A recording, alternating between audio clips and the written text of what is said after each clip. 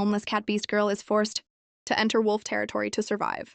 She only wanted to find an odd job to get by, but she unexpectedly became the wolf pack's most treasured darling. The girl's name was Kittia. Not long ago, she and her mother were caught stealing food by the other cat beastmen.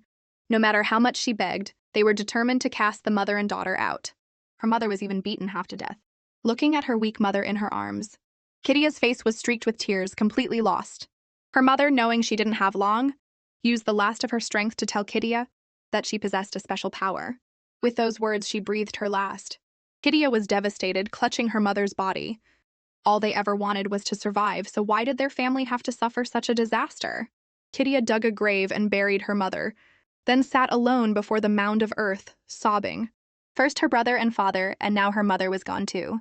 With a heart full of vengeance, Kittia left the cat territory. But she had no idea where to go. Just then, a group of figures appeared before her. It was a patrol of wolf beastmen from a nearby territory who had accidentally wandered into Catlands. An idea sparked in Kittia's mind. In her current state, she probably looked no different from a wolf cub. Her mother had once told her that most young animals look similar before their distinguishing features develop, and they could only be told apart by their fur color. Besides, the Gruel family that ruled the wolf territory was incredibly wealthy and known for being kind to other wolves. At that moment, inside the Gruel home, two young wolf brothers who had just returned were bored. They'd been shooed back inside after only playing for a little while, and there was nothing fun to do. Suddenly, there was a knock at the door. The two boys peeked outside but saw no one, only to look down and find a small, skinny girl. "Excuse me, is this the Gruelf residence? I heard that the Gruelfs offer work to poor wolves who don't have families." When the boys confirmed it, Kittia's ears perked up happily, unaware that the cat scent clinging to her had already given her away. Still, the boys invited her inside. Once through the door, the girl inexplicably held out both her hands to them, a gesture meaning, "Pleased to meet you." Shaking with both hands was a bit odd, but the boys went along with it. The moment they touched Kittia's small hands, a sensation of incredible softness shot through their minds. It felt so nice that they held on for quite a while. The brothers marveled at how soft cat beastmen were, while Kittia thought her disguise was working perfectly. Inside, the two boys led Kittia by the hand, showing her around. The luxurious decorations, the elegant maids and servants, it all made Kittia feel small and out of place in this magnificent mansion. But she told herself to be strong. After all, her mom had said she was a cat as tough as a wolf. Sensing her discomfort, the wolf boys asked if she was feeling unwell. Just then, Kittia's stomach rumbled. Desperate not to be thrown out, she quickly explained that she hadn't eaten in days, but that she was used to only eating one meal a day. The brothers were puzzled. Why only one meal? And what had brought her here? After learning that Kittia was all alone, the brothers wrapped her in a blanket and took her to the dining room. Before they ate, the boys asked for her full name. Seeing the girl's hesitation, they rephrased the question, "What should we call you then?" Kittia held out her hand and said her nickname was Softy, because her hands were especially soft. The two boys couldn't help but chuckle. Thinking they were looking down on her, Kittia insisted that she was very capable and had been working since she was little. Then the two boys introduced themselves. The one with the smooth, neat fur was the older brother, Teo. The one with the messy hair was the younger brother, Devin. And the person Kittia was looking for was their father. The girl's jaw dropped. Seeing her expression, Devin teased, "We're all wolves here. What's so surprising?" At his words, Kittia's claws shot out in alarm. Had they already figured out she was a cat? Not wanting to embarrass her, the two brothers looked away. Kittia seized the chance to quickly poke the table and retract her claws. Soon the food arrived, a huge spread of delicious dishes that made the girl's eyes sparkle. "What do you want to eat first?" The girl pointed her little hand and chose a plate of fish. Teo smirked at Devin. "I knew it. Of course a wolf cub would pick fish."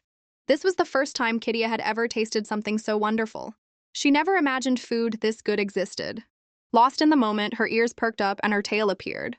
She suddenly grew alarmed. A cat's tail was different from a wolf's. If they found out, the consequences would be dire. She quickly hid her tail, worried someone might have seen its ugly, shortened tip. A piece of it had been bitten off long ago. Teo stared at Kittia without a word, then began discussing with Devin where she should stay. "Everyone in the mansion must know she's a cat by now. If we're not around, she might get bullied." And so both brothers arrived at the same conclusion. Kittia, meanwhile, thought her cover was blown, and she was about to be eaten. But the brothers actually wanted to adopt her as their little sister. Their father was the leader of the wolf tribe after all. And to get him to adopt her, they just needed to convince their mom. They had both seen the things their mother kept hidden away, and were sure she would be overjoyed to have a daughter. Kittia wondered why they were staring at her like that. Teo explained they just thought it was cute how her ears stood up when she ate. Doesn't everyone do that? Kittia's question made the brothers pause for a few seconds before nodding in agreement. They used to do it as kids, but they'd grown up and forgotten. Reassured, Kittia let her guard down. Just then, Teo asked if he could touch her ears. Though it was a bit rude, he had been so kind that Kittia agreed. The moment Teo touched her ear, a jolt of pure bliss shot through him. Seeing his brother's ecstatic expression, Devin grew curious and reached out, experiencing the same amazing feeling. As they both petted her ears, they wondered aloud, when are Mom and Dad coming home? All they wanted now was to make Kittia's adoption official as soon as possible. At that moment, Kittia asked about their father. Teo and Devin's father was named Zakar, the strongest of all wolves. He looked scary but loved his family dearly. Many rowdy beastmen would go pale at the mere mention of his name. Seeing Kittia's frightened look, Teo quickly changed the subject to their mother, Karis. She was a former captain of the Knights and desperately wanted a daughter. While Kittia was still processing this, Teo made her an offer. You're young and have nowhere to go. How about you become part of our family? Kittia knew that if she agreed, she would be protected. While she hesitated, Zakar returned home. Teo immediately scooped Kittia up, and he and Devin ran to the door. Zakar's intense gaze made the girl tremble. Shakily, she greeted him. I'm a strong little wolf, Kittia. I heard Lord Gruwolf arranges work for poor wolves without families. Though Zakar was confused, he still took Kittia's small hand. He told her she was too young to work and that he would arrange for her to live in a territory for small animals. The two brothers immediately stepped in front of their father. Softy may be small now, but she'll grow into a fearsome wolf beastman. She might scare the other little animals. Zakar was getting more and more bewildered, but looking at Kittia's confident little face, he didn't have the heart to crush her lie. Next, the brothers tried to convince their father to adopt her, but this time Zakar refused flatly. Just as the girl thought she was about to be kicked out, a woman from behind suddenly whipped the blanket off her. It was the brothers' mother, Karis. Seeing Kittia, she couldn't help but ask, why is there a little girl in our house? Just as Kittia thought she was about to be kicked out, Karis suddenly appeared behind her, making her jump in fear. Teo and Devin took Kittia's hands and explained to their mother, she's a strong little wolf named Kittia. She came here because she heard we arrange work for other wolves. Kittia mustered her courage and held out a small hand to greet Karis. Although Karis responded, the expression on her face seemed to be one of distaste. Not wanting to be sent away, Kittia offered to sing to lift the lady's spirits. If you don't want to see me, you can have me clean the chimneys. Please, just let me stay and work here. I promise I'll stay out of your sight. Seeing Kittia cry harder, Karis knelt down and gently told her to wipe her tears and take a nice, clean bath. Just as Kittia began to relax, she was once again filled with dread. In the bathroom, Kittia greeted the maid helping her. I'm Kittia, a little wolf who just started working here. The maid, Gray, told Kittia that the lady of the house was a very kind person, who had even given an old, slow woman like her a job. Kittia then said she wanted to bathe by herself, and splashed a bit of water on her face, but Gray wouldn't allow such a cat wash. She bent down to help Kittia undress. The clothes were so tattered they were unwearable. Just as Gray was about to throw them away, Kittia asked her to save one of the buttons. While combing Kittia's hair, Gray learned that the girl's only possession was the tattered outfit, which put her in a difficult position. The young masters had specifically instructed her to prepare a room and a large wardrobe for Kittia. Next, Gray carried Kittia to the bathtub. The girl nearly flinched as she was lowered into the water, the small cuts on her body stinging. Just then, a scent coming from Kittia caught Gray's attention. The girl frantically hid her tail, claiming it was because she hadn't bathed in a long time. Suddenly, a rubber ducky floated by in the tub, something Kittia had managed to get from Lady Karis earlier. With the ducky for company, the girl finished her bath peacefully. Dressed in the new clothes Karis had prepared, Kittia was transformed from a dirty little thing into a little princess. Just then, Gray leaned in close. The girl thought her secret was out, but Gray was just complimenting her beautiful eyes. Kittia explained that maybe it was because she came from a remote place. As Gray treated her cuts, the girl couldn't help but remember her mother saying that her eye color was as clear as meadows and lakes. Because of Kittia's thick hair, Gray guessed she must have lived in the cold northern regions. But Kittia didn't know where exactly, only remembering that the wind was always strong and they never had enough firewood. Hearing this, Gray's heart filled with pity. After finally getting Kittia cleaned up, Gray gently touched the girl's forehead before leaving, hoping she would find a good job. The huge room was now empty except for Kittia. Seeing the soft, fluffy bed, the girl's heart fluttered and she scampered toward it. But then she was distracted by her own reflection in a mirror. Her current hair color didn't look like a wolf's at all. Looking around, she spotted a stack of towels, wrapped one around her head, and let out the 2 ears that Teo and Devon had complimented.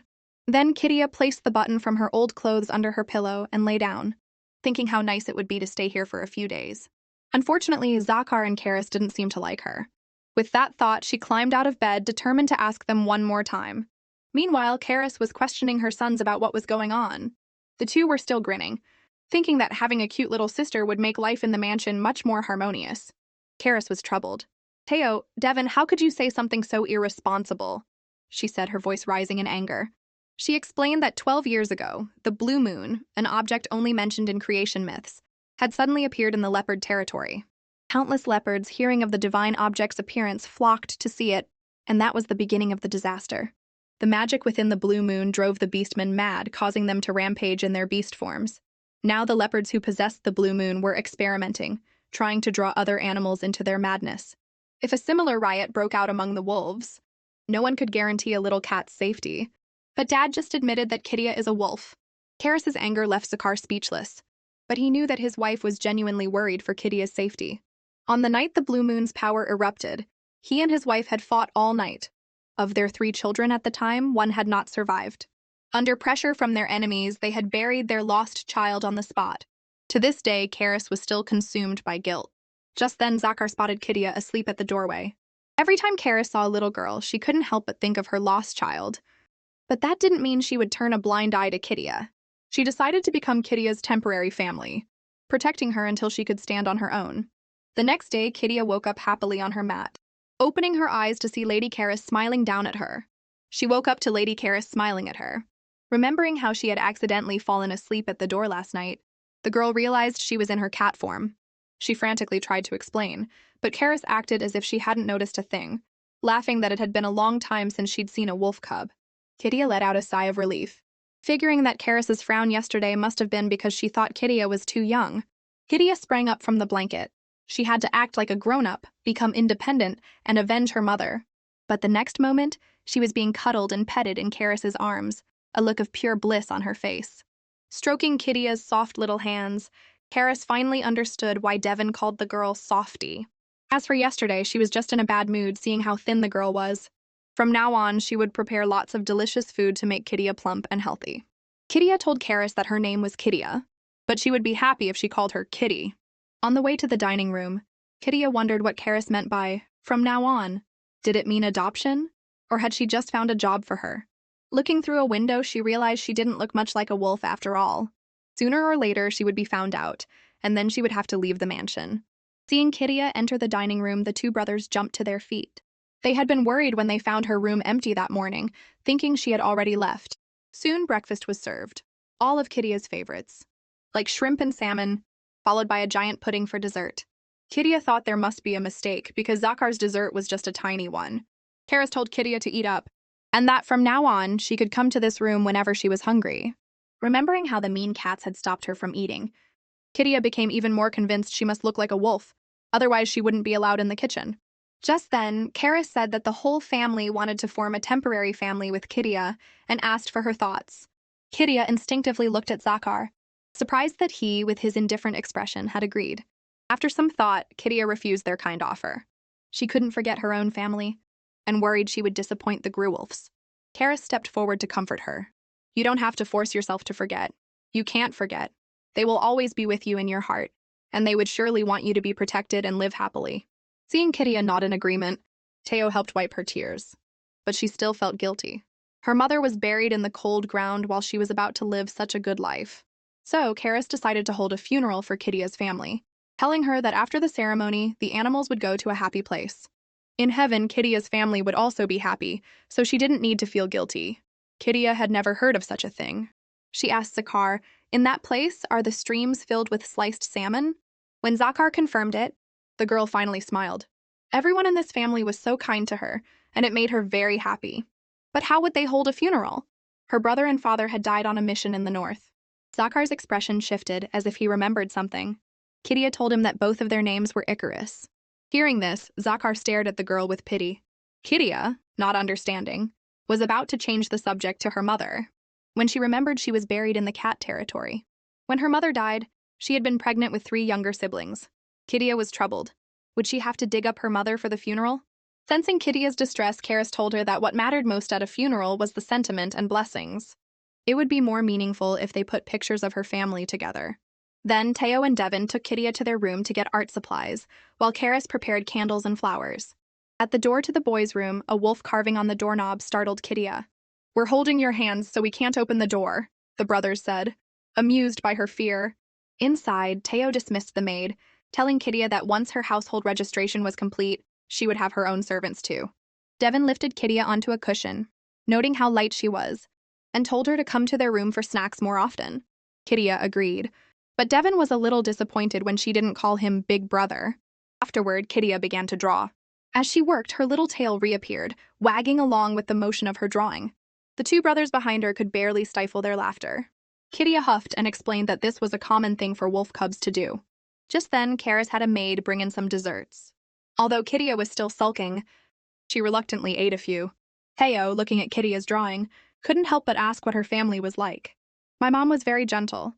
She always held me tight and gave me the nickname Softy. My dad and brother were heroes. They were away on missions and only came home sometimes, but they always brought me presents. It's just a shame about the 3 babies in Mom's tummy. Since they were never born, I can't draw them." Kidia asked if she could draw something on the back. With permission, she went to the other side of the room. She wanted to draw her family as they were. As she drew, she committed them to memory, hoping they would be happy in heaven. By evening, Kidia's drawing was framed. Karis praised her skill. Then she took Kidia's hand to leave, while the two brothers said they had to go somewhere else. On the way, Karis told Kidia that her room was different from the one she'd had yesterday. This one also had a wolf carving on the doorknob. Inside, Kidia asked Zakar in confusion why her room was here, but he insisted this was her room. It was then she understood. The wolf doorknob was a symbol only for members of the Grewolf family. Even though she was only a temporary family member, the girl was grateful for their thoughtfulness. They had even brought her pillow over. Just then, Teo and Devin rushed in. They handed Kidia a box containing 3 small candles and flowers, specially prepared for her unborn siblings. The funeral began. Kidia sincerely offered her blessings to her family, then waited with her new family for the candles to burn out. Surprisingly, all 6 flowers bloomed at the same time. Everyone comforted her, saying it meant the 3 little babies were safe and sound in heaven. Hearing this, Kidia felt a sense of peace. Afterward, they collected the melted wax and buried it in the mansion's backyard. After the funeral, Zakar placed a small pendulum where the candles had been, a charm that would guard the drawing and the flowers forever. Though he seemed cold, he was actually very kind to Kidia. Next, the family went to Zakar's office. On the desk was a photograph, a Grewolf family portrait. The brothers agreed that Zakar, who cherished his family, was the most handsome wolf. "But you're very handsome big brothers, too." Kidia's compliment made the 2 boys blush. Just then, Karis brought out the household registration papers, and the girl carefully wrote her name. Karis praised her neat handwriting. Next were the adoption papers, which had to be read before signing. The page was covered in tiny, dense text. Kidia stared at it for a long time, only managing to find her own name. She couldn't understand a single other word. Karis quickly took the document away, reassuring Kidia that it was normal for a young cub not to be able to read, since even Teo and Devin couldn't. So Karis read it to Kidia word by word, saying they could revise it if she had any suggestions. Kidia complained that the wolf doorknob in her room was too scary. Hearing Zakar would take care of it later, the girl happily said she had no other issues. Then it was time for the handprint. Kidia transformed into her little cat form right in front of them, a sight so adorable it left the 2 brothers speechless.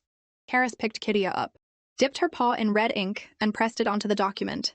From that moment on, Kidia was officially a member of the Grewolf family. Next, Karis carried Kidia to meet the servants, as she had to leave for a wolf council meeting soon. Although she was happy to have a daughter, attending the meeting was her duty. Kidia understood, having initially thought she was going out to hunt. Karis would be leaving early the next morning. She promised to bring Kidia a present when she returned and to find her a teacher. She already had a few suitable candidates in mind.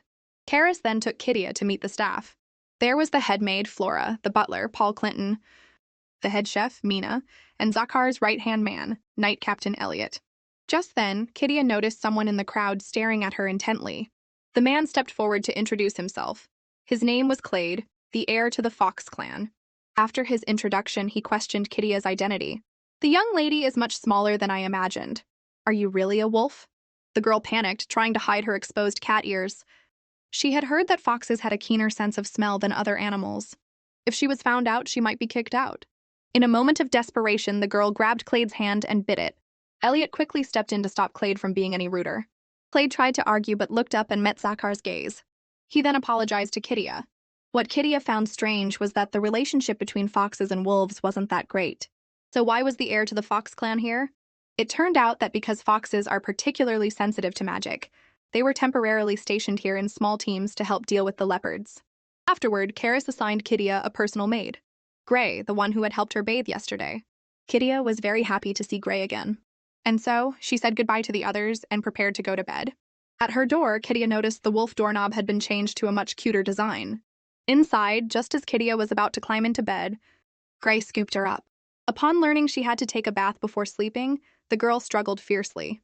Gray told her that someone was coming to custom-make clothes for her tomorrow, and the most important thing when greeting guests was to be clean.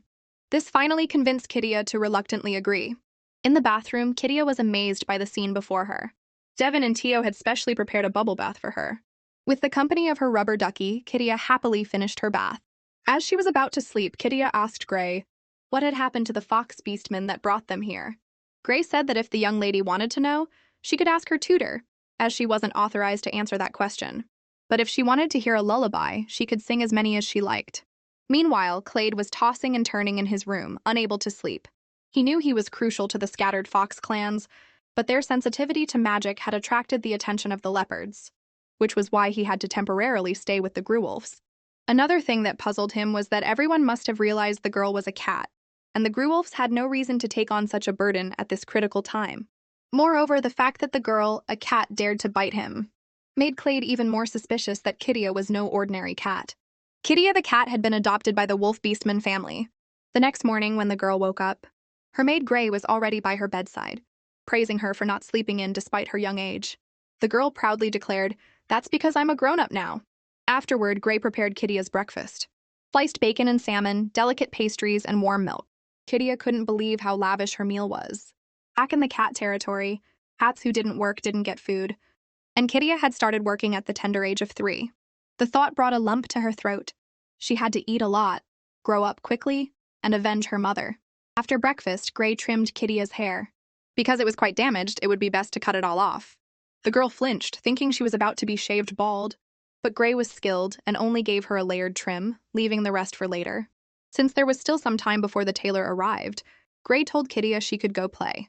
But Kidia had never really played much. If she ran around, she would get hungry faster. Gray reassured her that the Gruwolf mansion had plenty of food. She just had to go to the dining room whenever she was hungry. She no longer had to worry about such things. Next, Gray helped Kidia change into new clothes.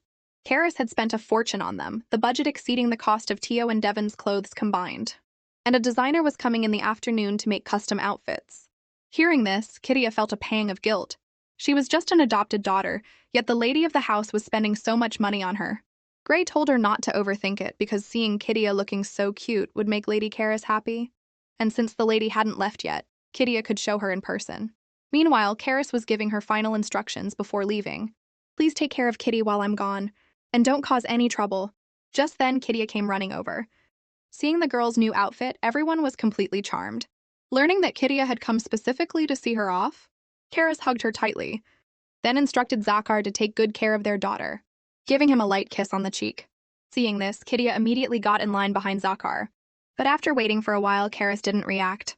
The girl couldn't help but ask, "Isn't this the line for kisses?" Karis looked like she wanted to snatch Kidia up, stuff her in a bag, and take her to the meeting with her. After the family said goodbye to Karis, Kidia suddenly heard Zakar mention the blue moon. Her job in the cat territory had been to inspect the blue moon for others. Just then, Zakar noticed Kidia's gaze and asked her what her plans were for the day. The girl understood he was asking out of concern. After telling him her schedule, she asked about his, but he just replied coldly, "I'm busy." The two brothers comforted Kidia, saying their dad was actually very kind and gentle, and if she asked what he meant, he would explain. So Kidia asked again. Zakar said he would be in his office all day. That answer was basically the same as "I'm busy." Teo told Kidia that it actually meant, "You can come find me in my office to play anytime." Hearing this, Kidia finally broke into a happy smile. Afterward, Kidia told Gray she wanted to take a walk. The two brothers volunteered to be her guides. Gray gave Kidia a box of cookies, reminding her to be back in time for lunch and for her dress fitting in the afternoon. The brothers first took Kidia to the banquet hall. This was where everyone ate together when guests visited, and the area inside was the party hall. Devin said that if Softy wanted to learn to dance, he could teach her. Teo was not pleased. I'm the older brother. It should be me first. Next, the three of them visited the courtyard. Since it was so huge, Teo decided to show Kidia the east side first, where there was a vast orchard and a sea of flowers, a favorite spot for the Gruwolf chefs and pastry makers. Kidia was immediately drawn to the plump strawberries, which were sweet, tart, and delicious. Seeing this, Devin plucked a whole patch for her. Just as he said, it's fine as long as no one sees. They were caught by the gardener, Philip. He first greeted the three of them politely, then asked if Kidia had been eating the strawberries. Seeing Kidia shake her head, Philip looked ashamed and apologized that this year's strawberry harvest was not up to par and had failed to please the young lady. Kidia quickly reassured him that they were actually sweet and very tasty. It was then she realized she had given herself away. But Philip didn't seem to mind. He even gave her a full basket of strawberries, telling her she could come eat them any time. After all, the whole point of growing these fruits was for the young lady to enjoy them. On the way back, Kidia suddenly thought that being a gardener at the Gruwolf mansion would be a good choice. However, in Teo's opinion, all Kidia had to do was be cute every day. If being cute is Kidia's job, then she's overworking herself every single day. Soon the three arrived at a stone monument. It was the Gruwolf family's memorial, engraved with the names of the wolves who had died during the Blue Moon incident. Kidia bowed sincerely. Just then a carriage entered the mansion grounds. It must be the people for the custom clothes. Devin asked Kidia if her feet hurt after walking for so long. Although they did ache a little from an old injury, Kidia bravely shook her head. Teo could see she was putting on a brave face and said that the dress fitting would be tiring, so they should save her energy now. Devin immediately understood and transformed into a giant gray wolf. The sight of the huge wolf made Kidia's face go pale. Teo lifted her onto the wolf's back, explaining that once a beastman reached a certain level of magic, they could grow proportionally larger. And since their dad's magic was even stronger, his wolf form was even bigger. And so Teo and Kidia rode on Devin's back to the mansion. Meanwhile, the dress designers were led into a room by a maid. Seeing that their infiltration was successful, one of them revealed a sinister smile. On her first day after being adopted by the Wolf Beastman family, Kidia the cat became the most doted-on little princess in the house. Not long ago, the dress designers had arrived at the mansion. Unfortunately, Lady Karis, who knew about women's fashion, was not home today. So Kidia went to ask Zakar for his opinion. On the way, she ran into Zakar's second-in-command, Elliot. Kidia told him she wanted Zakar to be with her during the dress fitting.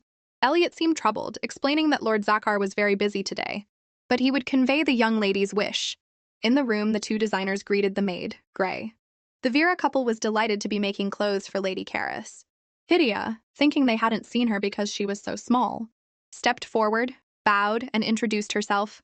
I am Kidia, a young but strong little wolf, currently under the care of the Gruwolf family. After she spoke, the room was silent for a few seconds. Suddenly, Mrs. Vera leaned in to examine Kidia closely, vowing to put her heart and soul into making the young lady's clothes. Then may I call you Miss Kidia? Kidia happily agreed, and Mrs. Vera excitedly thumped her husband's chest. Next, they presented a variety of outfits for Kidia to consider. The girl was dazzled by the selection. Hearing that the Veras enjoyed making clothes for dolls, Kidia wondered if she would be asked to wear a doll's costume. Just then, Mrs. Vera asked Kidia if she had a favorite style, recommending the very popular riding breeches. Kidia thought they looked comfortable but worried about hiding her tail. So she declined the offer, saying she preferred ruffled skirts. And the more complex, the better. Mrs. Vera then showed Kidia several fabric samples. Kidia originally wanted a mature peach color, but Mrs. Vera thought the color made Kidia look even cuter. As she took the fabric, their hands accidentally touched. Mrs. Vera couldn't believe that anyone's hands could be so soft. Just then, a commotion came from the doorway. The two brothers were pestering Zakar, clamoring to see Kidia's dress fitting. Kidia was happy to see them, and the three of them, father and sons, began looking at the design sketches. Kidia went over to the side to look at the accessories. One of the people there reminded her of Jarian, the mean cat who used to bully her. The person offered Kidia a hat to try on. Seeing that she seemed to like it, he pulled out a bill and started quoting a price. The long string of zeros shocked Kidia. He then said that if she liked it, she could just tell Mrs. Gray. He was sure the Gruwolves wouldn't skimp on the budget if their daughter liked something, and such a large olivine stone was fitting for the Gruwolf's status. With this, no one would suspect a thing, even if she were a mouse. Kidia wasn't sure if he had seen through her disguise, but she said that if they were to buy it, they'd have to drop at least 3 zeros, because the stone wasn't a gem at all, just colored glass. With that, Kidia dropped the hat and walked away. Zakar had witnessed the whole thing from the side. Kidia was annoyed that someone had tried to rip her off. In the past, Jarian had been in the business of swapping real gems with exquisite fakes, and Kidia's job was to tell the real from the fake. Although the girl didn't know why she had this ability, she knew that Jarian, who worked her to the bone and persecuted her mother, was a bad cat. Just then, Gray called Kidia to change clothes. In the new outfit, Kidia looked as cute as a doll. Not only were the father and sons pleased, but Kidia herself loved it too. But to her surprise, Zakar had arranged for many other styles as well. And so, Kidia tirelessly tried on many more clothes, each one stunning everyone present. Afterwards, Zakar gestured to Mrs. Vera. Kidia thought he was displeased with the clothes. Zakar asked Kidia how she felt. "They're comfortable and beautiful. I love the shoes and the hair clip. Even though I've tried on so many, my favorite is the one I'm wearing now." Zakar nodded. Then it was right to buy 5 of this outfit and pack up all the ones on the rack and put them in the wardrobe. Kidia's face contorted in horror. What if she grew out of all these clothes before she had a chance to wear them? Then we'll just have new ones made. Didn't you say you like the one you're wearing the most? With that, Zakar signaled to Mrs. Vera that he also wanted to order a set of clothes for the entire Grewolf family. When it came time to write the check, Kidia peeked at the bill and nearly fainted at the astronomical number. Her conscience would be troubled if she bankrupted the Grewolfs. But then she heard Zakar say, "There's still plenty left in the budget." After ordering the clothes, the family left the living room. Zakar asked Kidia if she had eaten. The girl counted on her fingers. "I ate a lot of strawberries and cookies." As soon as she finished, Zakar said he was going back to his office. His eyes fixed on Kidia. The girl was confused, but her 2 brothers came to her side and hinted that their dad was in his office all day, and his words likely meant there was something Kidia would like in there. Kidia immediately understood and asked Zakar if she could play in his office. Zakar then scooped her up and headed to his office. It was a little different from her first visit. Next to the desk was a cradle that her brothers had used. Kidia said she had a lot of questions for him later. Zakar didn't refuse, but said they had to measure her height first. He then took her to a bookshelf that had many small scratches on it, marks of her brothers' heights when they were young. Kidia suddenly felt confident. She wasn't that small after all. But when it was her turn, Kidia stood on her tiptoes as high as she could, and her mark was still below her brother's. When Zakar told her she was about the same height as Tio and Devin when they were 4, the girl felt a wave of shock. Kidia's true identity was slowly coming to light. A short while ago, Zakar had taken her to his office. Suddenly, she noticed a box on the desk. She remembered it was something Elliot had reported on that morning. Just then, Zakar noticed her gaze and blocked her view with his hand, explaining that the box contained gems that could affect one's mood and shouldn't be looked at casually. Seeing that Kidia was still curious, Zakar told her it was a replica made by extracting the magic of the blue moon. "It probably won't affect a special child like you." The girl suddenly remembered that before her mother died, she had said Kidia had a special power. Hearing this, Zakar fell into thought. He then made Kidia promise not to tell anyone about this in the future, because people are always greedy for special things, and many were after this power. If they couldn't have it, they would destroy it. Kidia obediently agreed, then asked Zakar if he knew her father. "Not really, I've just heard of him." As soon as he spoke, Kidia's voice choked with tears, and she begged Zakar to tell her a little about her father. Zakar took out a handkerchief to wipe her tears, comforting her by saying he would tell her when she was older. But seeing her sad and hurt look, he couldn't bear it. There was a widely known song about a goddess, and the sapphire necklace mentioned in it was the blue moon, which had the power to make beastmen lose their minds. Kidia couldn't believe that such a terrible thing was in the box. Zakar told her not to be afraid, as he had already placed it in a protective box that blocked its magic. And as far as he knew, a father and son named Icarus were investigating the blue moon. Kidia was stunned.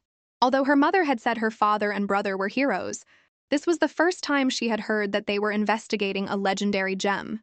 Seeing that Zakar had no intention of continuing, Kidia buried her head in a book, hoping to grow up quickly so she could learn more about her father. After a while, Kidia yawned out of boredom, while Zakar remained meticulously focused on his work. Watching him, Kidia couldn't help but imagine Karis at work. Suddenly, she noticed Zakar looking at her. It turned out her cat ears had popped out. The girl was about to hide them when she heard Zakar say he wanted to take a bite. Kidia was startled. Was she going to be eaten today? Zakar then explained that in the Grewolf family, this was a way of expressing affection. Kidia thought to herself that since she was a little wolf, there was nothing to be afraid of. She jumped onto Zakar's desk and, with a look of heroic sacrifice, stuck her head in front of him. However, the expected pain never came. Instead, Zakar gave her a gentle pat. For the rest of the time, Zakar remained engrossed in his work. By midnight, Kiria was asleep in the cradle that had been prepared for her. He had intentionally stopped his story halfway during the day to put her at ease. According to records, the animals that pulled the goddess's chariot were cats. Some cats, blessed by the goddess, were immune to magic, and so that the goddess could recognize them again, their family would pass down the name Icarus from generation to generation. She was only as big as his hand, yet she could be the key to everything. Zakar couldn't tell if this was the god's plan. Waking up, Kiria returned to her room. She excitedly told Gray that she had napped in Zakar's office, and that he had given her a coloring book. Just then, a servant delivered a letter addressed to Miss Kiria. The next morning, the two brothers were studying in their room. Suddenly, Kiria walked in holding a stack of letters. Learning that Kiria had come to study, the brothers naturally wanted to join her. It turned out the letters from last night were from Karis. She missed her little daughter so much at the meeting that she talked about her to everyone she met, making many people eager to meet Kiria. So Karis decided to hold a small tea party. Since Kiria hadn't officially started learning to write yet, it was okay if her handwriting was a little crooked. What mattered was that the invitations were sent with sincerity. The brothers understood immediately. Kiria wanted to learn how to make invitations for the tea party. Starting with the most basic characters, Kiria carefully wrote each stroke. Just then, Devin leaned over and had Kiria copy a few difficult words. Teo, from a distance, noticed something was up. When he got closer, he saw that the scamp had made Kiria write the words, "Devin is the oldest brother." But even so, Teo didn't make a big deal out of it. After all, once wolves reached a certain age, they had to go on long journeys to learn how to fight, and Kiria would have to write to them often. Just then, Kiria asked what people usually did at a tea party. When she learned they would dance, Kiria was very excited. Since they had nothing else to do today, the brothers decided to have a practice tea party with Kiria. As soon as she sat at the table, Kiria was captivated by the desserts. Teo told her she couldn't eat them yet, because the desserts were for the tea, and the tea was for conversation. Kiria didn't quite understand, but she got the gist of it. Conversation first. So she asked the brothers, "It's almost shedding season. Do you have a habit of brushing your fur every day?" Devin couldn't hold it in and sprayed a mouthful of tea all over Kiria's head. Afterward, Teo changed the subject, complimenting the beautiful invitation he had received. Hearing this, Kiria got a little carried away and started chattering excitedly. Teo immediately corrected her, explaining that at a tea party, one should not get too emotional or speak too quickly. But Kiria had another worry. She was concerned her ears would pop out from time to time. Devin suggested she could wear a hat to cover them. But typically, an accomplished wolf's ears would only show when they were extremely emotionally stirred. Wolves have only one mate for life, and when they meet the one they want to spend the rest of their lives with, their ears pop out involuntarily. Kiria found herself daydreaming, wondering if someone's ears would ever pop out because of her. The two brothers were instantly on the same page. They would absolutely not let anyone get close to their precious little sister. Kiria finally got a tutor, but he was incredibly rude to her, exposing her identity as a cat on their very first meeting. During the practice tea party, Teo and Devin had agreed they absolutely could not let Kiria get close to Eden. The mere mention of his name made Devin scowl. Kiria, confused about what scowl meant, was interrupted by Teo slapping Devin a few times and telling him to shut up. It turned out that because the Grewolf family and Eden's Vibi's family had been friends for generations, the brothers had naturally tried to get along with Eden. But perhaps finding them too annoying, Eden had bluntly told them he refused to associate with people who weren't smart. Just then, Gray reported that Lady Karis had returned. The two brothers and Kiria excitedly ran to the door to greet her. As Karis stepped out of the carriage, her husband and children were already waiting. Kiria got in line behind Zakar. "What are you doing?" Kiria explained she was queuing, because she was a well-behaved little wolf. Hearing this, Zakar gave up his spot for her. Kiria excitedly threw herself into Karis's arms, telling her all about the practice tea party. Holding Kiria, Karis couldn't resist the urge to take a bite. Kiria puffed out her cheeks and offered her face. Karis cupped her little face and gave her a gentle kiss. This time she had brought back a present for Kiria. There was a large box nearby and Kiria's eyes lit up. A box like that must be very comfortable to sleep in. Karis lifted Kiria up to let her see inside. The box was filled with all sorts of things, big and small. But Kiria especially loved the colored pencils inside. Since she always saw Kiria borrowing from her brothers, Karis had specifically bought her a set. Kiria picked out a few pencils from the box. Karis wondered if she didn't like the other colors. Kiria said she loved them all, but it was hard to choose. In that case, why not just take them all? However, while Kiria was happy, she was also worried. The colored pencils looked very expensive. What if she bankrupted the family because of them? Her brothers came over to reassure her, telling her to just accept their parents' gifts. The Grewolf family had plenty of money, She didn't need to pick only her favorite colors. Only then did the girl cradle the colored pencils like a treasure. Just then, Karis told Kidia that her new tutor would be at the upcoming tea party. He was a very intelligent wolf from the Vibis family, and if Kidia got along with him, she would surely learn a lot. The two brothers immediately grew anxious. That guy Eden was arrogant and conceited. If they entrusted Kidia to him, he would surely mock her just like he did them, and Kidia might get hurt. Karis patiently soothed them. It's been less than 4 years since Eden lost his mother to the leopards, which is why he rejects his true self. You two were so close to him before, you should know he's not a bad kid. Kidia, listening on the side, grew worried. While he might be a great teacher, she wasn't sure if she could handle his personality. The day of the tea party arrived. As Gray was combing Kidia's hair, she told her about Eden. He and his mother, Mrs. Vibis, were often called geniuses. However, during the Blue Moon rampage 4 years ago, Mrs. Vibis had tragically died. Kidia had heard from her own mother that her tail had been bitten off by a leopard back then. Eden, having lost his mother, must despise leopards. Suddenly, Kidia had an idea. Mistress Gray, could you tie my hair up high today? Soon the family was neatly lined up at the door to welcome the Vibis clan leader. He was much larger than Zakar and had a pair of very sharp wolf eyes. The sight of him made Kidia's legs turn to jelly. After Kidia shakily introduced herself, his booming laughter knocked her off her feet. He praised her for being just as cute as Karis had described. But then another voice cut in. With that little courage, what kind of wolf are you? It was the Vibis leader's son, Eden. His cold gaze made Kidia shrink back. I hear you're the Kidia the Gruwolves have temporarily decided to protect? His deliberate emphasis on the word temporarily made her choke up. Afterward, Eden walked off toward the lounge by himself. The Vibis leader apologized to Kidia, saying his son was a bit harsh. But he was glad that Kidia was indeed a strong little wolf, just as Karis had said.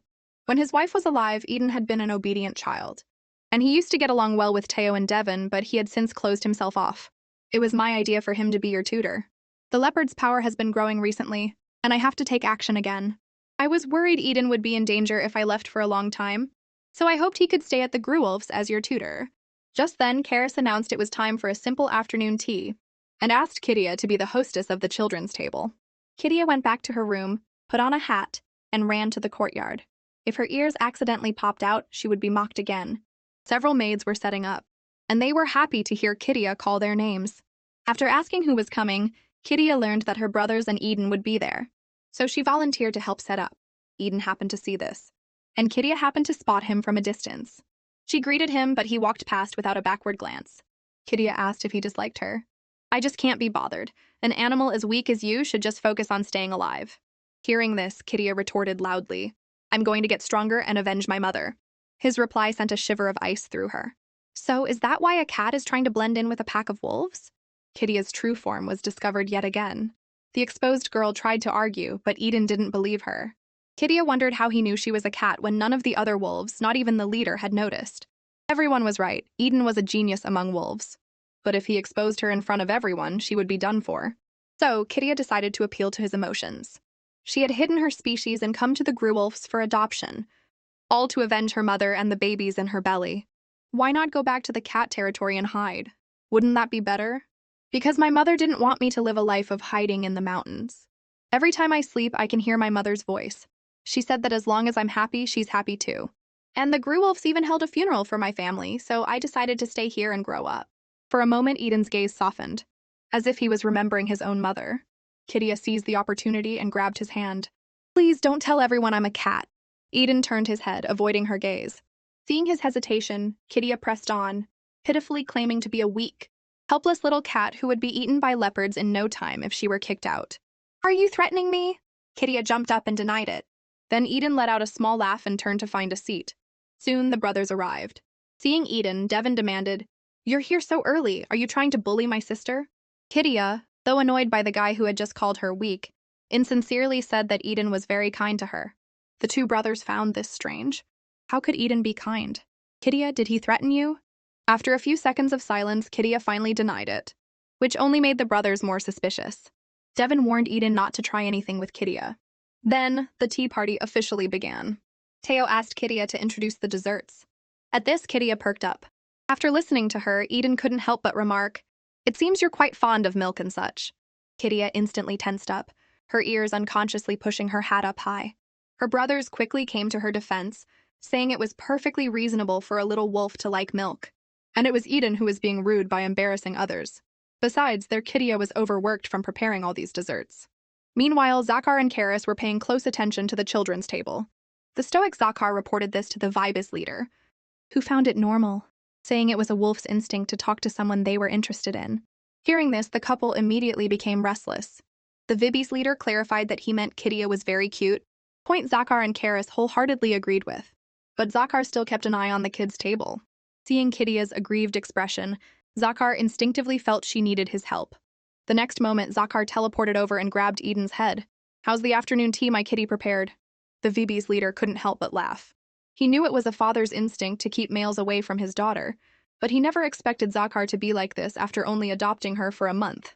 He wondered which unlucky soul would eventually fall for Kittia. Seeing Eden's embarrassment, the two brothers gloated. When Zakar returned, he had Kittia in his arms. Karis introduced her to everyone. "This is my little daughter, Kittia." The scene reminded the Vibus leader of when he and his wife were expecting, just as excited as they were today. Kittia curtsied and introduced herself.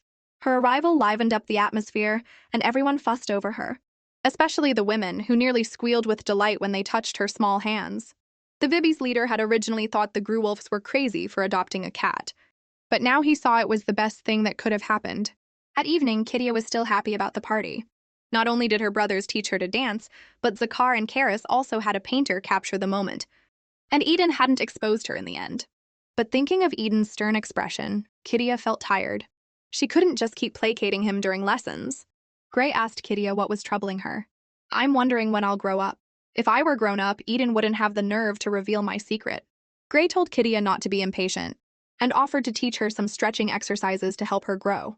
The thought of growing as tall as Zakar filled Kittia with excitement. Gray then transformed into a giant wolf to demonstrate. Kittia followed suit, turning into a little kitten and stretching alongside her. She wasn't doing this for Eden, but to avenge her mother. But she realized that just growing up wouldn't be enough if she didn't know how to fight. So the next morning, Kittia snuck to the training grounds where her brothers and Elliot were practicing. Listening to their howls, Kittia felt a sense of novelty and longing. She let out a small howl of her own, but her meow was conspicuously out of place. Everyone turned their gaze toward the rustling bushes where Kittia was hiding. In her quest to become stronger, Kittia had snuck to the training grounds to watch her brothers practice. But she couldn't resist letting out a meow, instantly drawing the attention of everyone present. Zakar, who was passing by, scooped her up, remarking that a white cotton ball like her was easy to spot in the bushes.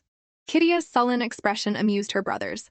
At her request, Teo brought over a coat and draped it over her, performing a kitten turns into a person magic trick. The others shyly came over to greet Kittia. Zakar ordered everyone back to their training and asked Kittia why she was at the training grounds. "It looked like you were trying to imitate the wolf howls," Kittia stammered, finally admitting she wanted to learn how to fight. Although Zakar refused, saying she was too young, Kittia still wanted to prepare so she could leave the mansion after she came of age.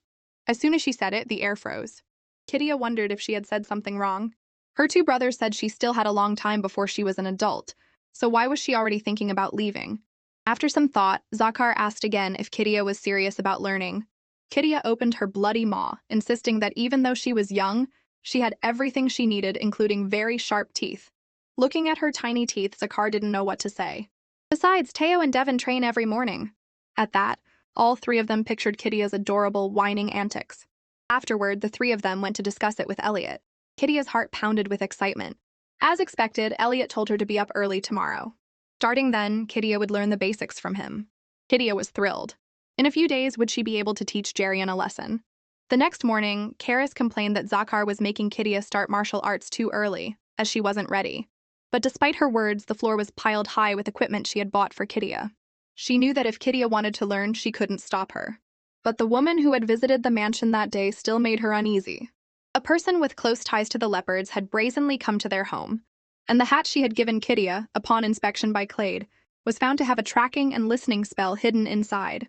If Kittia had worn it, her daily movements would have been exposed. Perhaps because Kittia had just become their daughter, the leopards saw her as the wolf tribe's weakness. Regardless, Zakar said he would investigate, but Karis was still worried. Cats were too weak compared to them. Although she had already instructed all the wolves in their territory to treat Kittia as a wolf, it couldn't change the difference between species. If we tell her we know her identity, she'll feel guilty for lying to us. Just then there was a knock on the door. Kidia poked her head in. It was her first day of lessons, so she was up extra early. Karis said she had prepared a few simple gifts, including a small wooden sword and sturdy leather boots suitable for Kidia. Kidia happily threw herself into Karis's arms. But I didn't prepare any gifts for you. Just as Karis was about to say it was fine, Kidia leaned in and kissed her on the cheek. Instantly, Karis's ears perked up. It was well known that wolf beastmen only showed their tails and ears during intense emotional fluctuations. The last time Zakar had seen Karis's ears pop out was, well, a long time ago. He didn't understand what was so exciting. Afterward, Zakar took Kidia to the training grounds. On the way, they ran into Teo and Devon, and Kidia showed them the wooden sword she had just received. Just then, the brothers noticed Zakar's expression and guessed he was jealous of someone. Zakar then transformed into a giant black wolf. Let's go. I'll take you to your first lesson. The two brothers were speechless. They hadn't gotten this kind of treatment on their first day. Soon, the three of them, riding on Zakar, arrived at the training grounds. Elliot didn't know what to say either. With this kind of treatment, was she really just a temporary adoptee? Kidia thanked Zakar and gave him a kiss on the nose. Instantly, Zakar shifted back to his original form. Seeing his perked-up ears, everyone was stunned. Next, Kidia began her first lesson. Seeing her posture, Elliot was a bit puzzled. Kidia explained it was thanks to her job as a child. The man back then said that if she didn't stand properly, he would cut off her head. Seeing Elliot's shocked expression, Kidia realized this wasn't normal. She lowered her head sadly, feeling ashamed of her posture. Elliot reassured her that her stance was perfect. He just wished she could have learned in a warmer environment. To determine her future training direction, Elliot set up a few tests. He rolled small balls and had Kidia try to catch them. Surprisingly, Kidia was incredibly agile and didn't miss a single one. The second test was to measure her jumping ability. Elliot had just told her not to push herself when Kidia, without even a running start, leaped to the highest point. Although he knew a wolf's jumping ability couldn't compare to a cat's, Elliot still praised her against his better judgment. It's normal for a little wolf to be agile. In the end, Kidia scored high in everything except strength. Elliot told her to eat more meat in the future. If she were to use a weapon, she could try a bow and arrow. Kidia was a little disappointed. She had wanted to learn swordsmanship to fight Jarian, since that bully always used arrows to threaten the other cats. Seeing Kidia's ears droop like fallen leaves, Elliot comforted her, saying she shouldn't be disappointed because the symbol of the Gruulfs was the bow and arrow. The place where Lady Karis held her meetings was called the Central Proving Grounds, and there was a bow used by the goddess herself. So a weapon imbued with legendary power was no worse than a sword. Although Elliot said this mainly to comfort her, Kidia's spirits were indeed lifted and she decided to work harder on her archery. Kidia had been practicing martial arts for a week. During the day, she trained with Elliot at the training grounds, had lunch to refuel, and then went to her brother's room in the afternoon to practice writing. Kidia worked so hard because she didn't want to be at Eden's mercy. And today was the day Eden would come to the mansion to teach. After parting with her brothers, Kidia was about to head to the training grounds. But just then, Clade appeared before her, kneeling on one knee. Your shoelace is untied. Shall I tie it for you? Kidia took a step back in surprise. He hadn't been this friendly when they first met. Clade explained that he was just joking back then, and after being bitten by the young lady's wolf fangs, he had come to his senses. The young lady is clearly a mighty wolf. I misspoke. Kidia was a little flattered. Just then, Elliot interrupted him, warning him not to wag his tail at the young lady anymore. You fox, don't pretend to be some innocent 10-year-old. I can hear you scheming from a mile away. Kidia was confused. Do wolves not like tail wagging? Her innocence made Elliot want to cough up blood. He couldn't exactly explain matters of the heart to the young lady. In the afternoon, Eden's carriage arrived at the mansion. Kidia and her brothers went to the door to greet him. Unlike the brothers' impatience, the moment Eden stepped out of the carriage, Kidia immediately went up to him, fussing, You must be tired after such a long ride. However, Eden was busy talking to his attendant, completely ignoring the fawning Kidia. Kidia was annoyed. If she weren't worried about being exposed, she wouldn't be doing this. Just then, Eden finally looked at Kidia. Are you flattering me because you don't want to go to class? Kidia shook her head, and then whispered in Eden's ear that she actually liked having classes with him, and had taken a liking to him from the moment they met. After she spoke, Eden turned his head away. Kidia was furious. He must really hate her. Afterward, Kidia went to the classroom to prepare, her mind racing with ways to please Eden. After all, she would be leaving the Gruulfs to live on her own once she came of age. Before then, she had to learn as much as she could from Eden to get revenge on Jarian. Just then, Eden walked in, asking if her expression meant she was unhappy about class. Kidia quickly shook her head. Eden had prepared a textbook specifically for children. Kidia opened it and saw it was filled with dense text. Teacher says I don't expect you to understand this book, but since I'm teaching, you have to learn the basics of every field. Kidia felt like dying. At this rate, when would she ever get her revenge? Eden knew it was difficult for Kidia, so he used her favorite food, salmon, as an example.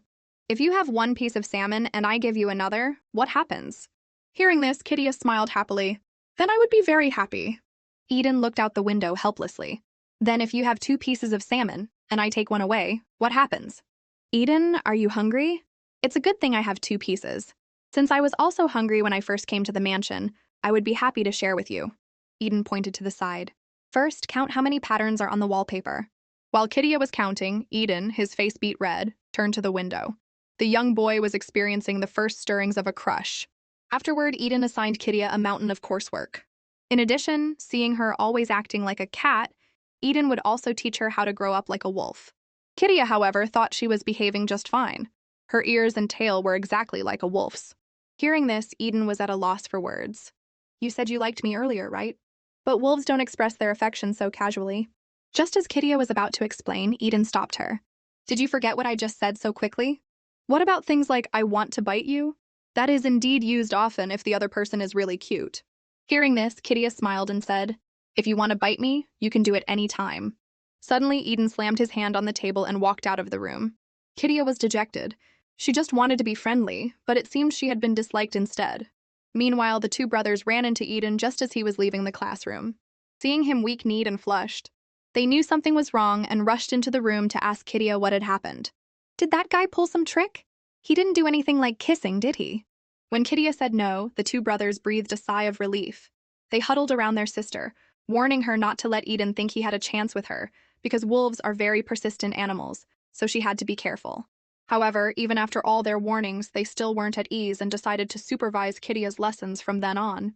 But their plan was rejected by Eden on the grounds that it would be distracting, and their own training load had increased, leaving them no time anyway. A month had passed since Kidia started studying with Eden. One day, she finished her homework, exhausted. Eden, while checking it, told her, the reason you're tired is because you have to write and wag your tail at the same time.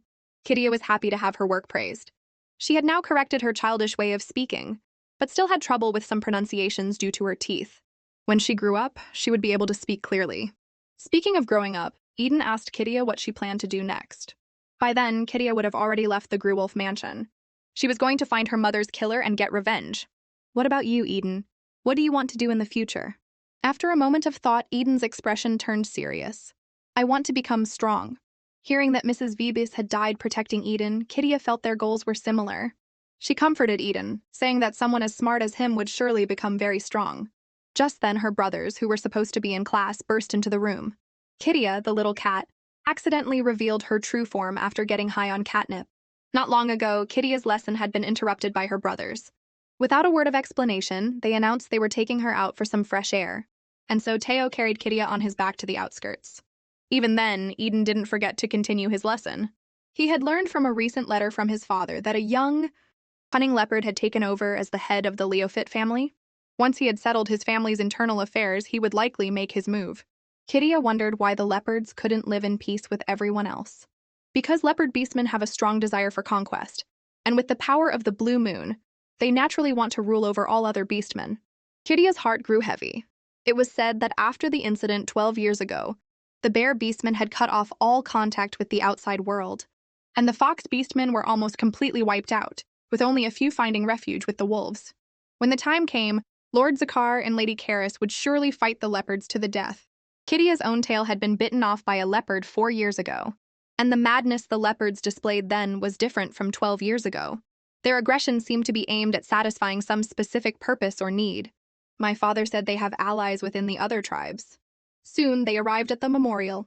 If they couldn't fend off the leopard's attack, they might have to build another one in the future.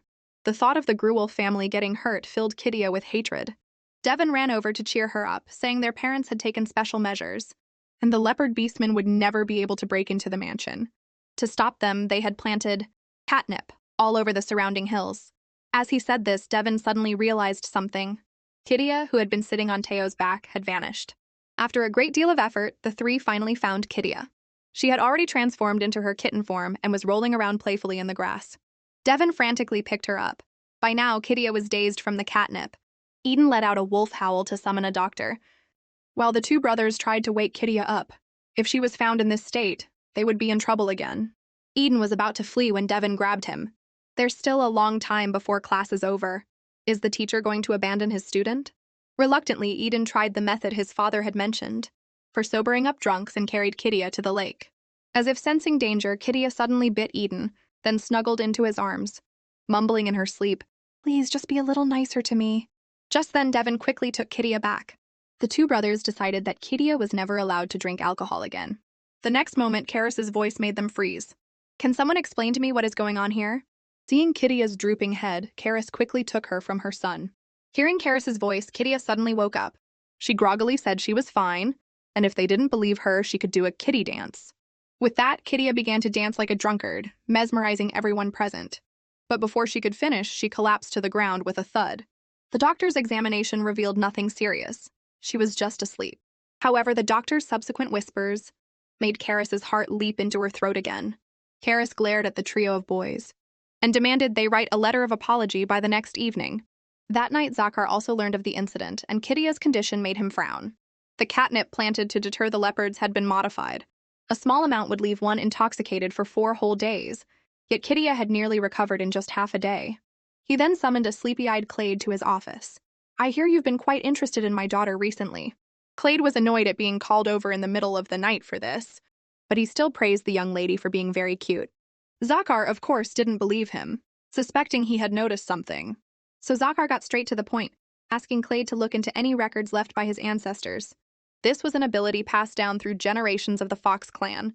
A fox who had completed the inheritance ceremony could see the records their ancestors had inscribed in the spiritual world with magic. From this, Clade guessed that Kidia's identity was related to the goddess. Legend had it that the power the goddess bestowed upon Icarus could only be passed to the first child, but Kidia's recovery ability was clearly related to this special power. Zakar then opened the box containing the blue moon. According to Kidia, she could see a warm aura emanating from the gem. Considering that someone had been deliberately trying to get close to Kidia, Zakar decided to give Clade a mission. The next morning, Kidia woke up on her mat. The first thing she saw was Karis's face trying to hold back a smile. The girl remembered all the absurd things she had done yesterday, and her face turned pale with fear. The doctor's checkup found that Kidia had fully recovered, a feat that seemed impossible for a little wolf. Kidia's spirits sank. So many people had seen her drunk on catnip. What if they all thought she was a cat now? And she had bitten Eden's hand. Would he retaliate by hanging up a banner to shame her? She glanced worriedly at Karis, who reassured her that it was common for little wolves to get drunk on catnip, so there was no need to be so sad. Hearing this, Kidia's energy returned. Just as she was about to head to the training grounds, Clade suddenly stopped her. "Here's some warm milk with honey. Please enjoy, young lady." Kidia took it and thanked him. Clade had been bringing her snacks lately, and she was starting to feel touched. However, Clade's next words made her spit out her milk. "Lord Zakar has ordered me to escort you." This was an order Zakar had given last night to protect Kidia. In addition, he had forbidden Clade from developing any romantic feelings for Kidia, from touching her hands or ears, from speaking more than 3 sentences to her, and preferably from even looking at her. And after Clade had accepted the order, Zakar had also instructed Elliot to investigate the secrets hidden by the cat clan leader named Jerian. Kidia finally realized she couldn't keep her secret any longer. Overcome with guilt toward her new family, the girl left the Gruwolf mansion alone. Not long ago, Kidia was practicing archery at the training grounds. Just then, Clade reported that the young master of the VB's family had arrived. Clade had clearly heard about Kidia biting him after getting high on catnip. Kidia had been trying to avoid Eden for the past few days, but now it was unavoidable. She nervously walked toward him, wondering just how angry he was to have come all the way to the training grounds to find her. The girl squeezed her eyes shut and apologized to Eden, saying he could bite her back until he felt better. However, the expected pain never came. Eden gently patted Kidia's head. "You're not going to bite me? We'll save that for later. By the way, why are you so scared of me? Do I look like the kind of teacher who would hit his students?" Kidia's eyes lit up. Eden had just called her his student. But then her brother's warnings echoed in her mind. "Don't let Eden think he has any special relationship with you." Was this what they meant by a wolf's persistence? Eden smiled playfully and replied, "Not exactly." Kidia wasn't discouraged. Instead, she smiled happily. "I'll believe anything the teacher says." Eden stroked Kidia's head, his voice gentle. "In that case, from now on, I'm all you need. One day I'll teach you what a wolf's persistence truly is. He then noticed the sneaky Clade nearby. Who are you?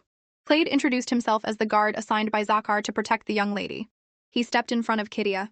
In other words, to protect the young lady from harm. A guard might not be needed in the mansion, but this is the training grounds. Please follow my instructions. The two faced off, neither willing to back down. It was Kidia who broke the tension, saying she was sweaty and needed to wash up before class. Eden glanced at his watch and warned Kidia not to be late, completely oblivious to the white cat fur clinging to him. Kidia, however, saw it and nearly had a heart attack, bolting for her room. Back in her room, Kidia frantically told Gray she was shedding. Gray reassured her, saying she would tie up her hair for her. She then took a comb and began brushing Kidia's fur. Soon, a thick pile had accumulated on the floor. Gray explained that all animals in the mansion went through a shedding period, so no one would mind. With her hair tied up, Kidia looked incredibly cute, but Gray thought she needed one more accessory. Meanwhile, in Eden's classroom, Teo and Devin were sitting in on the lesson, ostensibly to check on Kidia's progress. They had already finished their own lessons early. When Kidia arrived, not only did her brother's eyes widen, but Eden's also lit up. Kidia looked like a little fairy, but the next moment the air was filled with white fur. Devin couldn't help but sneeze. Although Teo told Kidia not to worry, the more fur she shed, the more guilty she felt, despite his reassurances. Kidia told Eden she needed to take the day off to go for a walk. Teo was about to suggest they all go together, but Kidia stammered out a refusal. She then wrapped a cloth around her head and ran out of the room, leaving a trail of cat fur wherever she went. With a mumbled "sorry," she fled. She was out of breath but didn't stop running. In the past, she had never cared about shedding season, but now she finally realized that no other animal here was like her. Standing on a hill overlooking the Gruwolf mansion, Kidia couldn't stop the tears from falling. The Gruwolf's home was just as peaceful as she had imagined, with plenty of food, and she could feel how much they all loved her, their temporary family member. But she had obtained all of this through lies. The thought of lying to people who had been so kind to her was unbearable. The girl sat on the hillside, buried her face in her hands, and cried her heart out. By the time night fell, the people in the mansion were still cleaning up the cat fur Kidia had shed. It was the first time the brothers had ever seen a cat shed, and they were in disbelief. Maybe Kidia realized how different she is, and that's why she's sad. They asked a maid where Kidia had gone. This was the famous Dandelion Hill. Just as Teo was wondering why Kidia had come here, he saw her at the very top of the hill. The cold wind whipped past her, carrying her loose fur and dandelion seeds into the air. In that moment, the image of Kidia crying alone was seared into Eden's mind. He understood she was missing her mother in heaven, and this was not something he could interfere with. Eden turned to leave, stuffing a blanket into Devin's arms. "You two go comfort her." Though a bit confused, the brothers didn't think much of it. But halfway down, Eden turned to look at Kidia again. She was being wrapped in the blanket by Devin and Teo. As her teacher, he knew better than anyone that only the comfort of family could ease the loneliness in her heart. But it was something he couldn't provide. With the arrival of shedding season, Kidia the cat truly understood the difference between herself and the wolf tribe for the first time, and she went alone to Dandelion Hill to grieve. Kidia stood in the cold wind, hoping it would blow away all the loose fur from her body. Looking up at the heavens, she couldn't help but cry. Just then, Teo and Devin arrived. Worried Kidia would get cold, they wrapped her in a blanket. "Kitty, do you miss your mom?" Kidia was slightly taken aback. They must have heard her crying earlier. "A little bit." Teo placed a hand on Kidia's head and comforted her. "That's completely normal. Your family must miss you a lot too. And you're shedding right now. No one would ever forget fur this soft. So come back with us, we'll brush your fur for you." The girl was moved to tears. She was only a temporary adoptee, so why was everyone so kind to her? Because you're our sister. Even a temporary one is still family. And families are supposed to take care of each other. Kidia looked up at the sky, wanting to watch the stars for a little longer. After all, she was a romantic little wolf. The two brothers sat with Kidia as she told them about the constellations. Afterward, the three of them returned to the Gruwolf mansion. But as they neared the door, Kidia hesitated.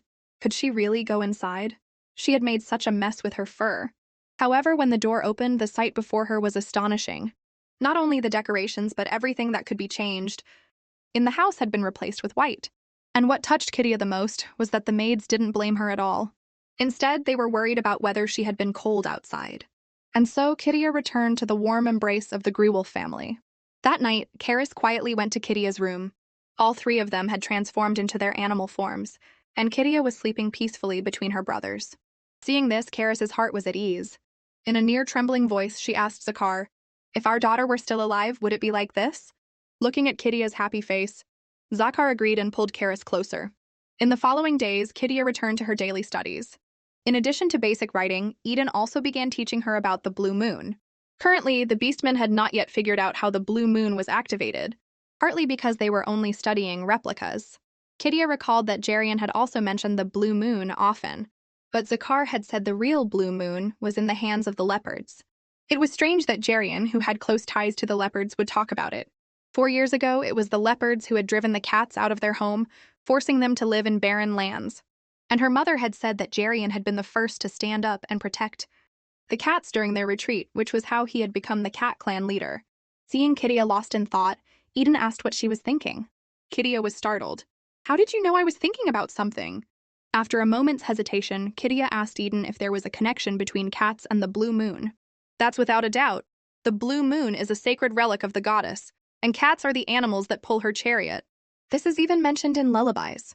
Eden had once read in a book that some cats, in anticipation of the goddess's return, would use the same name for generations, and the cats that pulled the goddess's chariot were immune to the blue moon. For some reason, Kidia felt that Eden was testing her. Are you very interested in cats? Eden explained that he had only come across this information while searching for a way to defeat the leopards. No wonder Eden had been so hostile to Kidia, a cat, when they first met. The leopards had found a way to use the blue moon, and the only animals immune to it were cats, so he had naturally assumed Kidia was a spy. Suddenly, Kidia had a thought. Could her father and brother be the special cats? And had she inherited their power, which was why her mother had sent her to the wolf tribe? With this in mind, Kidia asked Eden if he could do her a favor. Kidia learned the source of her power from Eden and understood her mother's dying wish for her to go to the wolf tribe. So she asked Eden for a favor. Eden stared at the girl for a moment. Do you trust me? Of course, aren't you my teacher? Her straightforward answer made Eden smile slightly, and he reached out to stroke her hair. You'll think so in the future, too, because among those you trust, I'm the only one who can help you. So tell me, what do you want me to do? After his conversation with Kidia, Eden immediately went to Zakar's office. When he said he had something to discuss, Zakar immediately guessed it was about Kidia. Eden nodded. Kidia told me about the cat clan leader, Jarian. Hearing this, Zakar's face was filled with shock, as if he couldn't believe what he had just heard. Eden, seeing this, asked, You already knew she was a cat, didn't you? Zakar paid no attention to Eden's words, his eyes fixed on the boy before him. Kidia has hidden her identity from everyone, yet she chose to tell you? Eden confirmed that was the case. Although Zakar and Karis had told them the truth beforehand and warned them not to treat Kidia like a kitten, Eden felt that since everyone already knew, it didn't matter. And if he had backed down from their threats, he might not have seen Kidia fawning over him and calling him teacher. The thought made him smile. Zakar keenly caught his change in expression. What were you just thinking about? Afterward, the two finally got down to business. So, what did Kidia tell you? When he learned that Jarian had also spoken about the blue moon, Zakar's expression turned grim. Logically, the cats who inherited the name Icarus should be the ones immune to the blue moon, but Kidia's case was different. She described the blue moon as a gem that could make people feel happy. Although there was still much he didn't understand, the immediate priority was to confirm if Jarian was also immune to the blue moon. Eden stood up to leave. His mission was to relay Kidia's words. He trusted Zakar's judgment to handle the rest. Suddenly, Zakar called out to him, If Kidia says anything else, be sure to tell me. At that moment, an image of Kidia happily playing with Teo and Devon flashed through Eden's mind, and so, he revealed one more piece of information to Zakar. Meanwhile, a number of subordinates were waiting outside the door. Elliot was holding the materials for today's report. Suddenly, Zakar burst out of the room and strode away hastily. As he left, he called for Elliot. His expression was serious, and he was holding a thick notebook. I have urgent business to discuss. I'm going to Karis's office first. Hearing this, Elliot tensed up. Were they finally going to have a strategic discussion about the leopards? At that moment, Karis was still sorting through documents when a commotion sounded from outside her door. The next moment, Zakar burst in. Karis, I have something urgent to discuss with you. Sensing the unusual atmosphere, Karis immediately stood up to look at the notebook Zakar had brought. As she flipped through the pages, her expression grew more and more serious. This is what I wanted to discuss with you. When would be a good time? Is that even a question? Of course, we do it right now. Elliot, outside the door, grew even more tense. What could be so serious as to make the two of them look like that? Suddenly, Elliot's name was called. From now on, all knights remaining at Gruwolf are to be involved in the preparations for next week's schedule.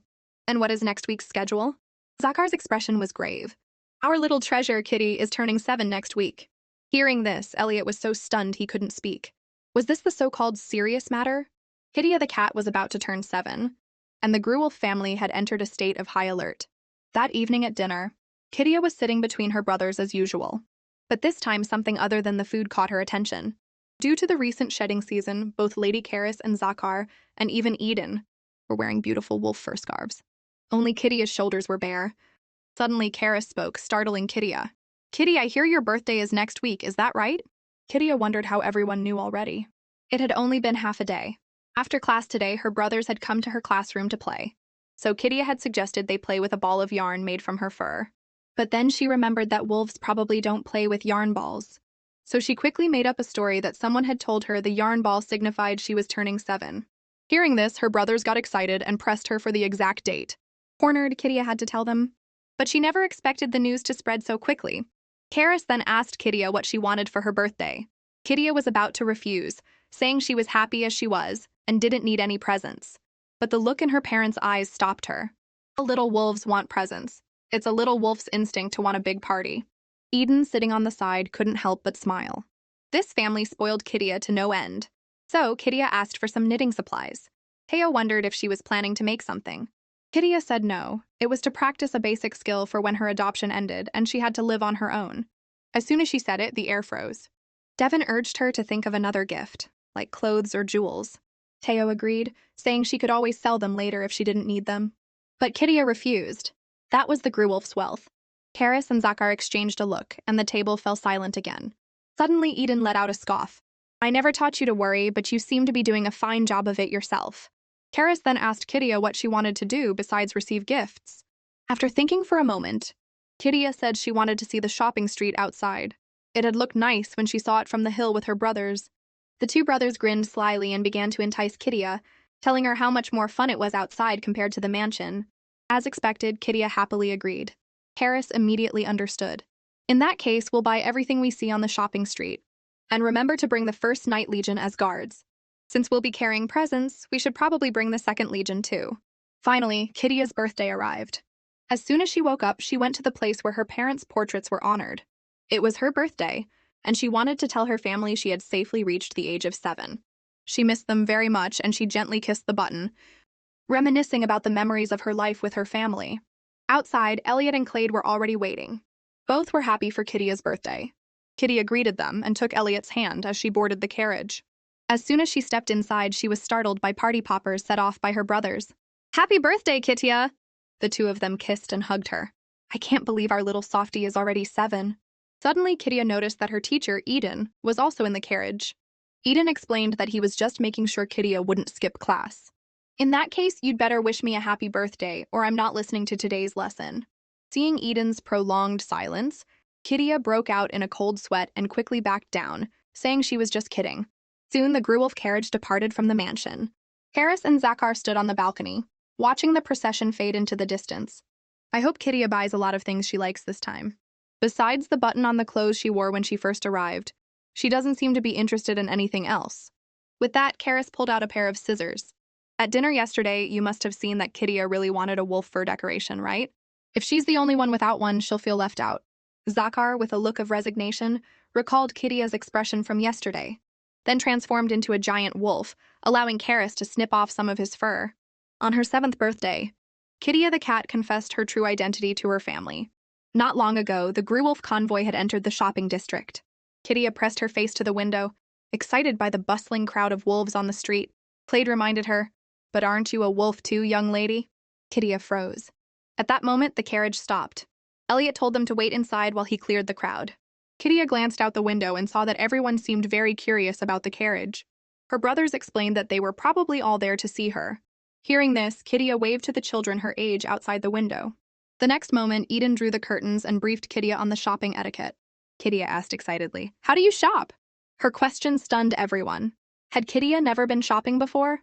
Kitty thought back. Her father and brother were often away on missions, and her mother always worked late, so her clothes were usually found for her by her mother and the neighbors.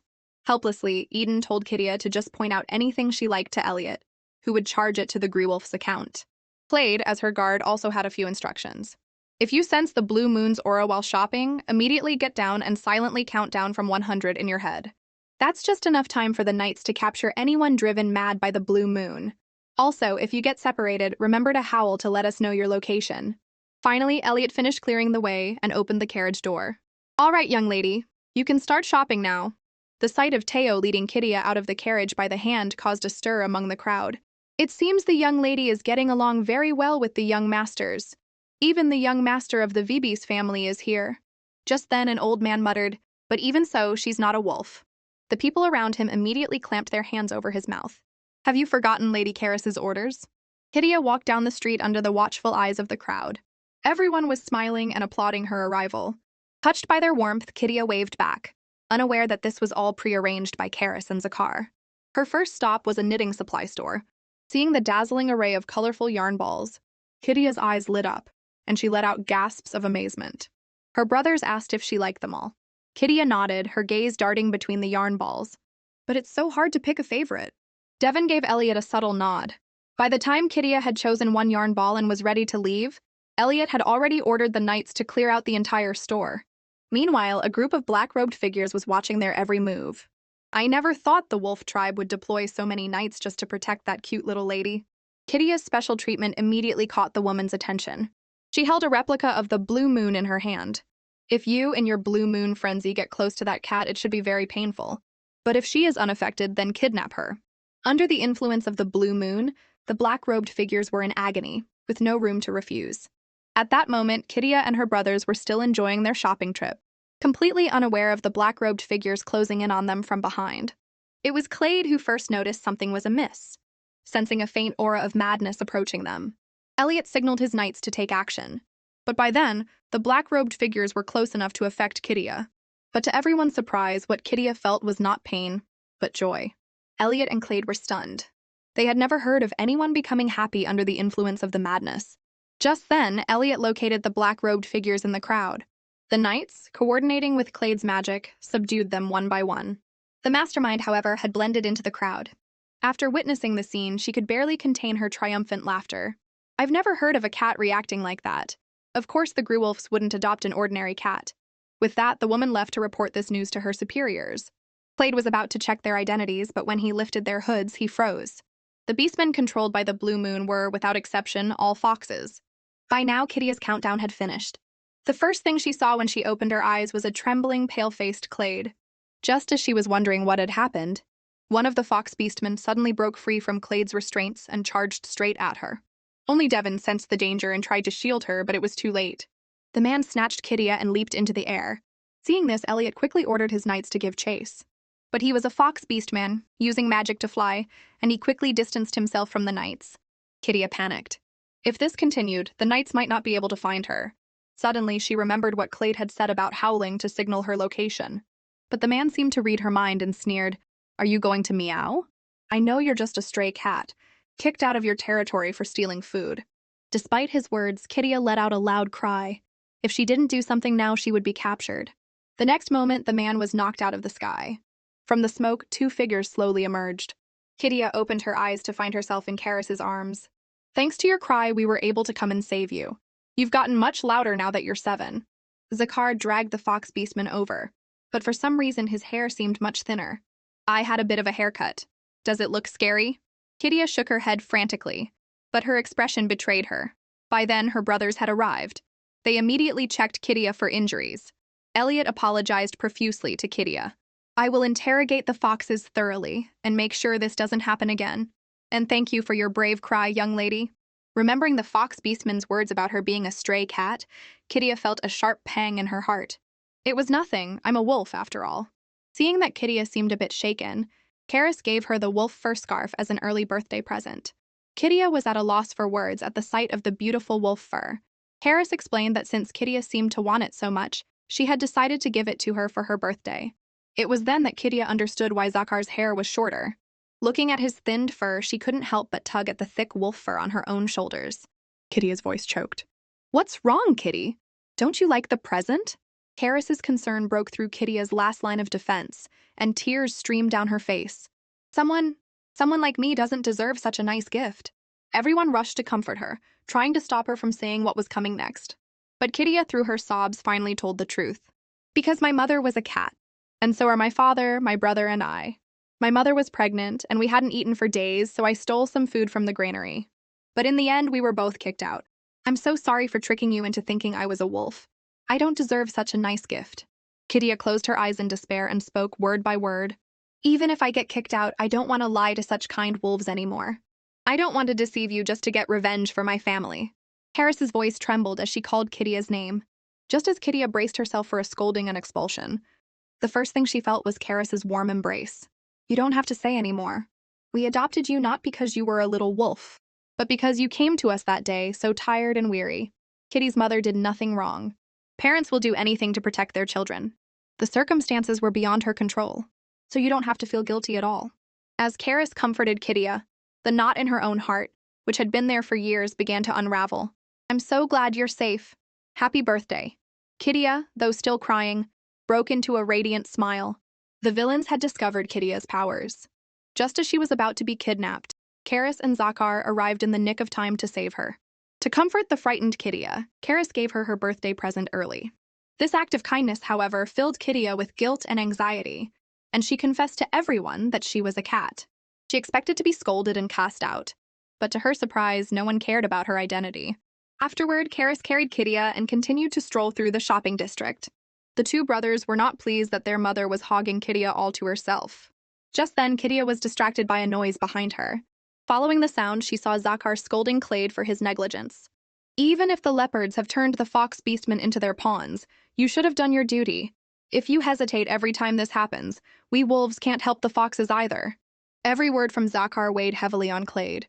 The very fox beastmen who were now being used and driven mad were the same kinsmen who had been captured a few months ago while covering his escape. Clade desperately suppressed his self-blame. To save his kinsmen, he had to get the wolves' help. I'm sorry, I put the young lady in danger. I will work harder in the future. Elliot cautiously stepped forward to plead for him. If it weren't for Clade, we wouldn't have noticed that faint aura of madness at all. Of course, his words didn't change Zakar's mind. Kidia saw Clade's expression. Though he seemed slick and cunning, he actually cherished every one of his people. Kidia asked Karis if Clade would be punished. Karis's stance was firm. You were almost hurt.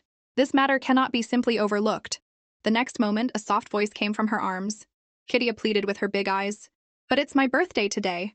I don't want to see anyone get punished. Karis stared at Kidia for a long moment, then carried her over to Zakar.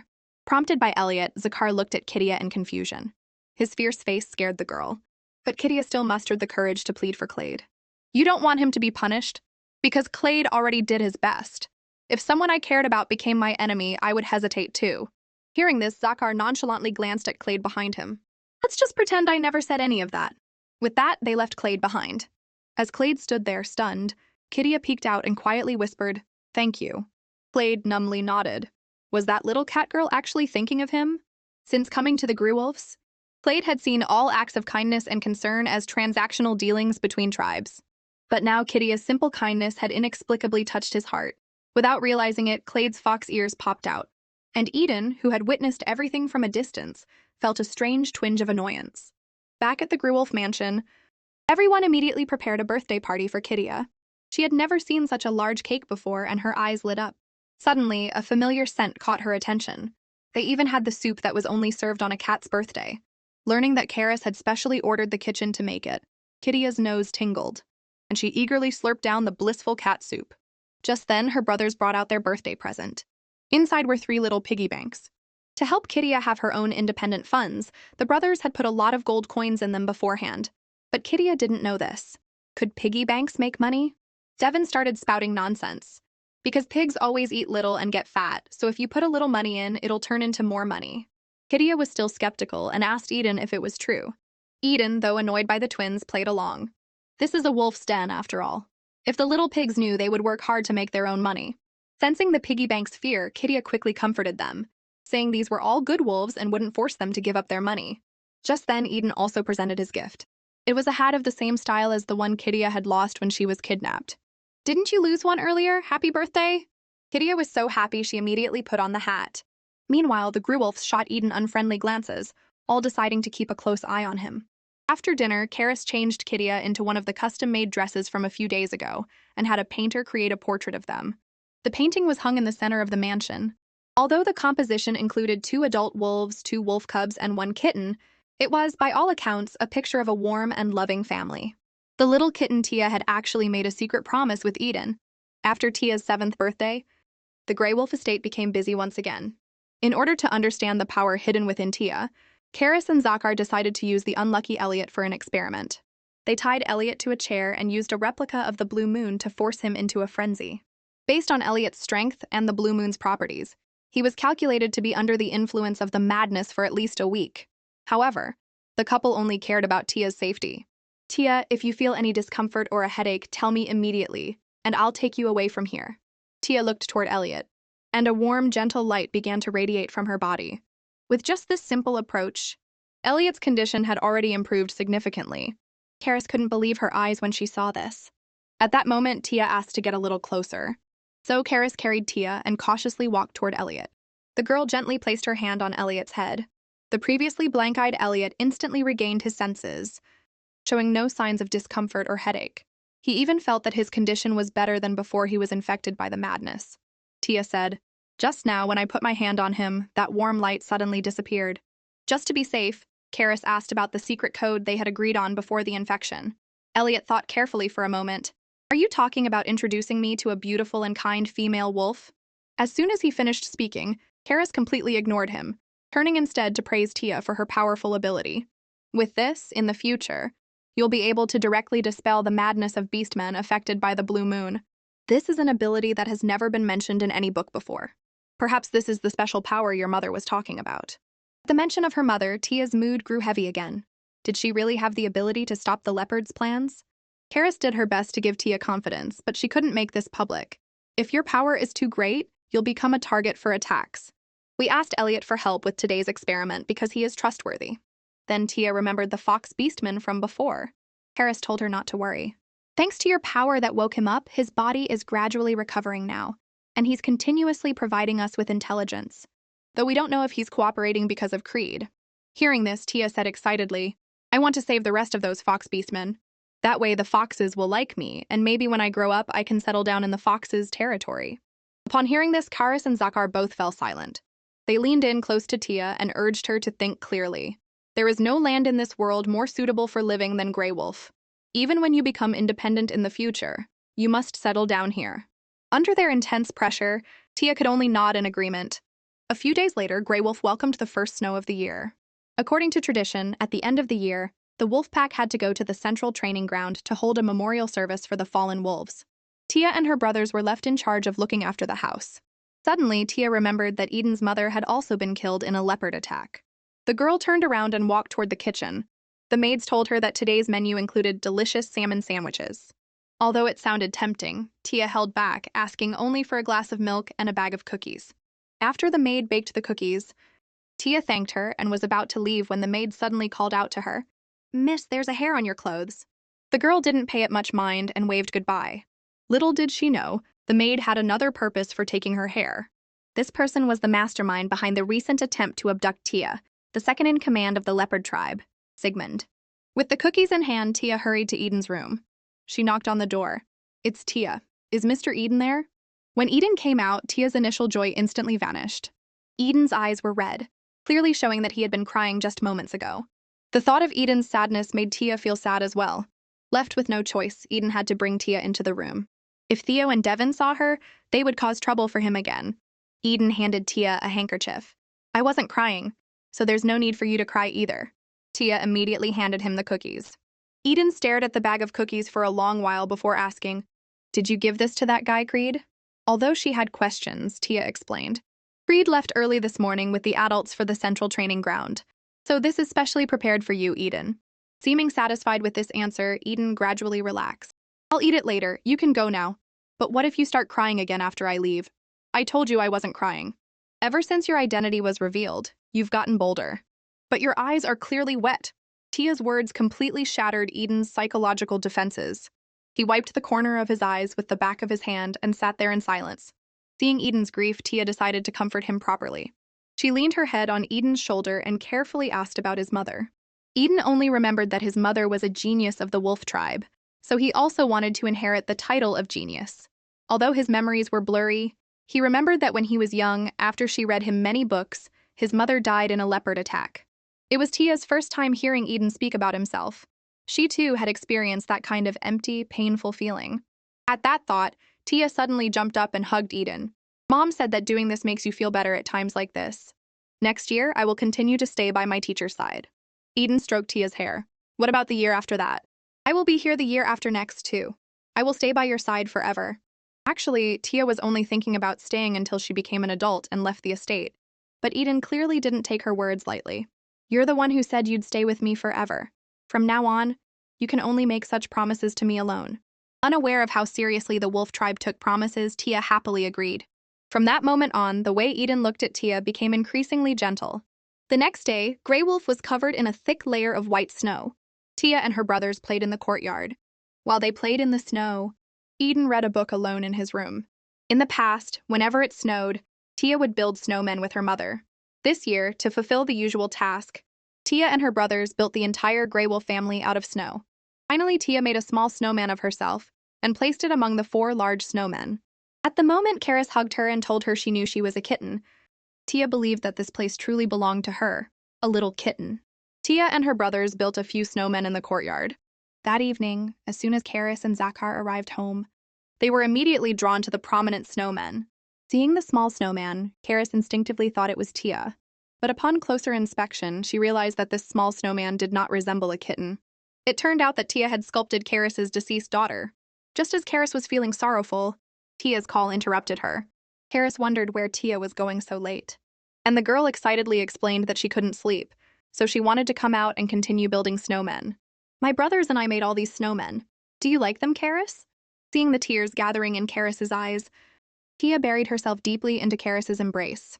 The warmth from her body seemed to touch the deepest parts of Karis's heart. After a moment of surprise, Karis asked Tia if she missed her mother. Tia nodded in agreement but said she wouldn't cry when she missed her, because if she wasn't strong, her mother would worry. Hearing this, Karis's tears fell uncontrollably. She wondered if her little daughter who passed away prematurely was also this warm, and if she would also say such sensible things to her. She had left her daughter all alone in such a cold place, so could she really monopolize these happy, warm moments all by herself? If possible, she truly wished time could stop at this very moment.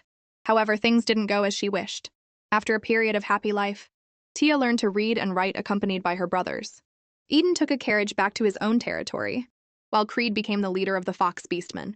After playing carefreely with her brothers for a year, they also went to the central training ground to deepen their martial arts skills. Unknowingly, only Tia was left at the Grey Wolf estate. Tia held back the loneliness of parting and resolutely began to hone her own strength. Soon time jumped forward 10 years. Few cloaked figures caused a disturbance on the commercial street. One of them locked onto an unarmed rabbit beastman as a target. In the nick of time, a girl appeared and stopped them. The newcomer was the 17-year-old Tia. By this time, Elliot and the knights had also arrived. While Elliot was engaged in a struggle with the intruders, Tia checked on the rabbit beastman's injuries. They had heard of Tia for a long time. It was thanks to her that weak beastmen like them were able to settle in Grey Wolf. Tia explained, these were all Zakar and Karis's decisions. Fortunately, neither of you is hurt. It was then that Tia noticed the rabbit beastman was pregnant.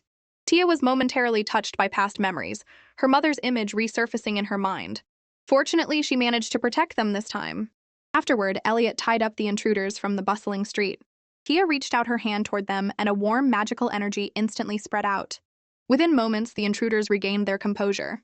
The rest was just a matter of loading them onto a carriage. The surrounding crowd murmured upon seeing this scene.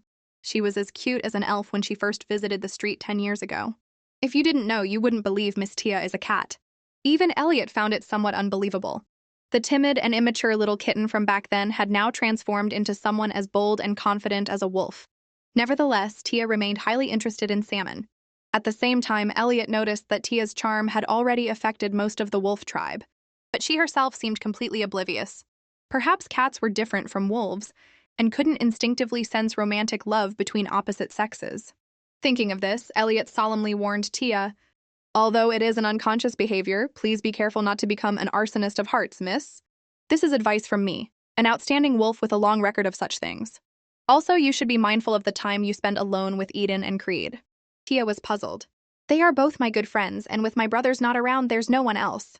I know all that, but you are grown up now. You still need to avoid spending long periods alone with them. Seeing Tia reluctantly agree, Elliot continued his earnest persuasion. Tia felt he was worrying over nothing. Right now, Eden was busy with his succession ceremony as the head of the family, and Creed was managing the Fox Squad, leaving them no free time. She also needed to make plans for her future, as well as her revenge against Jarian, the murderer of her mother. Sakar had said that once they returned, he would tell her the story of her father and brother. Perhaps she could learn from it what connection the Blue Moon had with her. It's Fox Beastmen again this time, Elliot smiled and said. Thanks to your magic, they've all regained their sanity. Listening to Elliot, Tia's mood was somewhat complicated. But for some reason, I feel like these few Fox Beastmen this time are a bit different. Is it just my imagination? Sir Elliot, Tia spoke up, transfer them to the Fox Squad first and let them recover their health. We can leave the intelligence gathering for last. I will do as you say, miss, Elliot replied. Although it's not the first time I've seen Fox Beastmen exposed to the Blue Moon, every time I see them out of their minds, it reminds me of my dying mother. I hope this unfortunate business can end soon. With this in mind, Tia quickly stepped forward and asked, Sir Elliot, were these Fox Beastmen also sent by the leopards this time? Elliot answered, We'll need to investigate to be certain, but it's highly likely. These words made Tia's mood complicated once again. Over the past few years, the leopards had launched continuous attacks. Their goal was either to kidnap her or take her hair. They probably wanted to study the magical information contained in her hair. Although Grey Wolf tried their best not to leave any openings, they still managed to take her hair in the end. They were truly persistent. Being a subject of research for leopards made her feel very uncomfortable, especially that woman. Although she hadn't encountered any strong enemies over the past 10 years. For some reason, just thinking of that woman gave her goosebumps. Over the past few years, Grey Wolf discovered that Jarian maintained very close contact with the leopards. They then shot arrows imitating the Blue Moon at Jarian, who rarely went out, and discovered the fact that he was immune to the Blue Moon. Although they didn't know why Jarian was immune to the Blue Moon, it was certain that if the leopards were dealt a blow, Jarian would also be implicated. Jarian, I must avenge my mother's death. What information will the Fox Beastmen captured this time bring us? With this thought, Tia said, First, we need to help the Fox Beastmen regain their sanity as quickly as possible. As a result, Elliot said out of the blue, being too energetic is also a problem. Seeing Tia's confused face, Elliot explained, Don't you know, miss, that the Fox Beastmen saved by your power have already formed 7 squads? Ah, Tia was very surprised. Really? You're not going to ask me to reimburse those Fox Beastmen's living expenses, are you? No way, that's my independent fund. At the thought of having to part with her own money, Tia felt a sharp pain. My 3 little pigs' piggy banks are all my independent funds. What are you talking about? Elliot was somewhat speechless. I'm not trying to ask you for money, but next time you see that guy Creed, please pass on a message for me. Did you have a fight with Creed? Tia asked curiously. No. Elliot patted his forehead. It's not like that. As the number of foxes increases, Creed's magic power also grows significantly. Once the foxes resonate with each other, they become stronger and sharper. His unnatural vibe has only become more obvious since he grew taller. Soon he will become a true fox king, and then he will leave Grey Wolf to become the leader of the fox tribe, won't he? But Tia didn't think so. But isn't Creed very friendly? Haha. Elliot twitched his lips. That's only to you, miss. How could he be friendly to me, who has been ordering him around to do all sorts of chores since he was little? Got it, Tia smiled. Next time I see Creed, I will tell him to be nicer to Sir Elliot. I have training today, too. Let's practice swordsmanship 5 more times. All right, come over when you're ready. After returning to the estate, Raina hurriedly asked upon seeing Tia, Miss, did your outing go smoothly? Tia threw herself into her arms. We need to choose the maids quickly, Raina said. Let them take my place in taking care of you, miss. Hearing this, Tia felt very sad. Raina was getting older now, and her body was gradually unable to keep up. I also understand that there is no other way. But the more I think about it, the more stifled my heart feels. Tia choked up and said, But Raina is so good at combing hair. Seeing this, Raina smiled. Our miss is quite sentimental. But no matter how reluctant she was, Tia still felt, Let's arrange the maid interviews after Lord Karras returns. All right, Raina said. Miss, I will teach them well and make sure you are satisfied. Okay. On the way to the training ground, Tia saw Eden reading a book not far away. At this moment, Eden also saw her. Eden! Tia quickly ran forward. Eden didn't speak. Instead, he reached out and stroked Tia's hair. I really like it when Eden touches my head, Tia thought to herself. But as he was stroking, Eden's smile suddenly froze. Why do you smell like a fox? Tia quickly explained. I saved a group of frenzied fox beastmen on the street. After training later, I still have to go see them train. Eden frowned, then smiled at Tia and said, I've been resting for a few days already.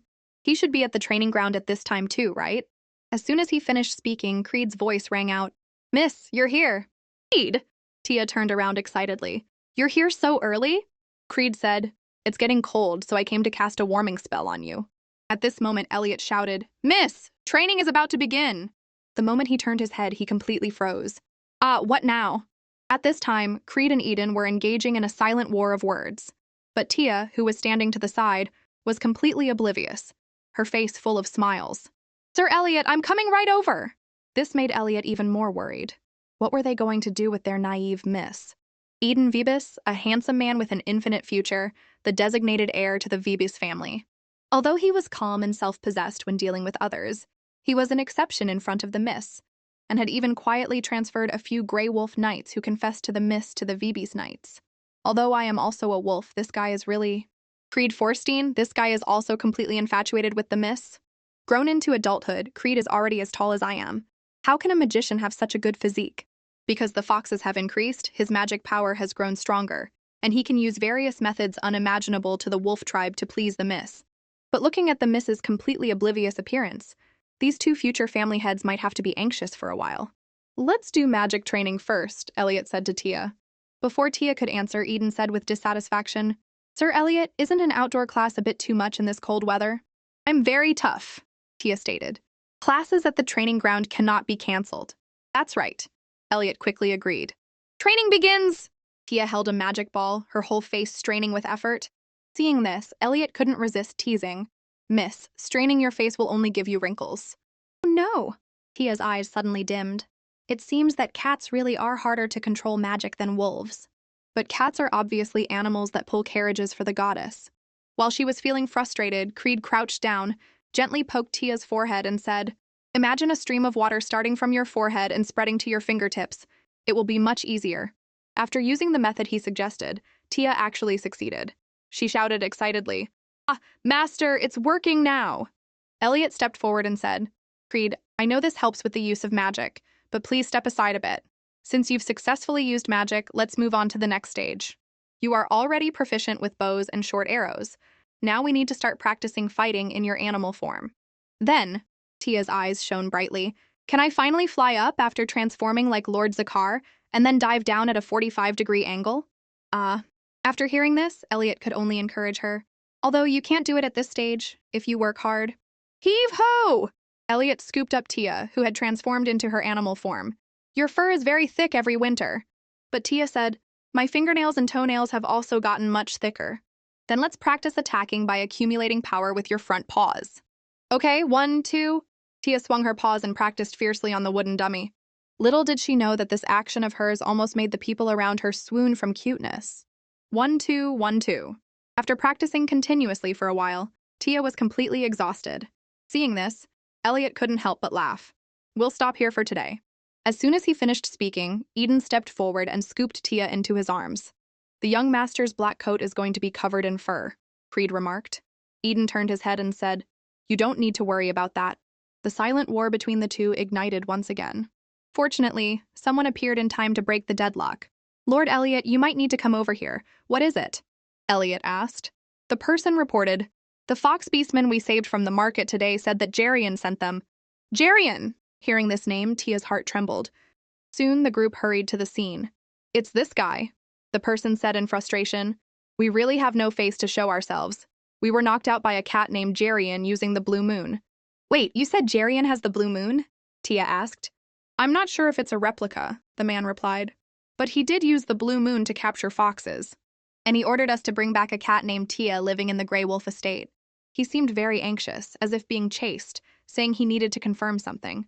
If all else failed, he told us to bring back her hair. If it weren't for the miss helping us then, who knows what would have happened to us. Tia tightly clenched her fists, her whole body trembling. Jarian, the enemy I have never forgotten. To think he would go to such lengths to take me away. I thought I would have to seek him out myself to find him. You actually came looking for me first. The man continued. He also said that it won't be long before Jarian's subordinates approach the miss, although I don't know the specific method. Could it be, Tia pondered, referring to the position of a maid by my side. She then turned to Eden and asked, "Does hiring have to go through the head maid or the butler?" "Yes," Eden replied, "and your maid selection process will definitely be much stricter." "Miss," Creed asked, "should I have them rescreen the candidates who passed the document review right now?" "No," Tia said. "It's best to proceed with the interviews as planned." "Do you want to choose Jerian's spies as your maids?" Creed asked in confusion. "Temporarily, of course," Tia explained. "As a Grey Wolf, I can't just sit and wait to be attacked." Creed nodded understandingly and said, "I will handle what the miss asked of me well. I'm very happy to be able to help the miss." "Thank you," Tia said. Seeing the two of them talking and laughing, Eden, who was standing beside them, felt a very unpleasant sensation in his heart. When did it start? "Whenever you smile at that guy, I feel as if something snaps inside me. You said those things to me, but when you disappear from my sight, you actually look at other men." Thinking of this, Eden reached out, grabbed Tia's head, and said, "I'm tired. I need to finish class quickly and go back to rest." "Oh, right." Tia finally remembered. Now Eden's mood was even worse. "You actually forgot?" Tia felt very guilty. "How could I? This is the teacher's class." As she walked away with Eden, Tia didn't forget to turn around, wave, and shout, "Creed, I'll leave it to you then." "Understood, miss." Creed had a smile on his face, but internally he was about to explode from anger. That wolf is really... The next day, Tia got out of bed and stretched. "Miss," Raina pushed a dining cart in and said, "You are grown up now. You don't need to do gymnastics anymore." "Raina," Tia called out with a smile. "Did you sleep well?"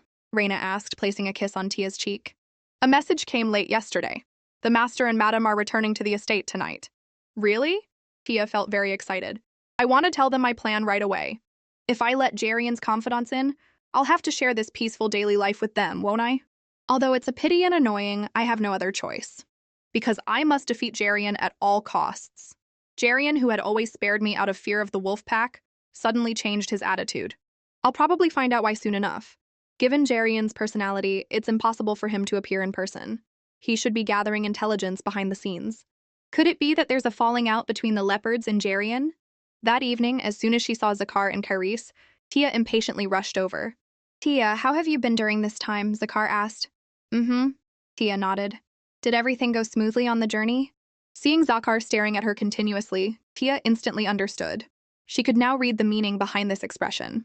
She stretched her head to Zakar's cheek and gently rubbed against it. Zakar was very receptive to this gesture and asked with great satisfaction, "Your fur is thicker these past few days. Because it's molting season, you will comb my hair, right?"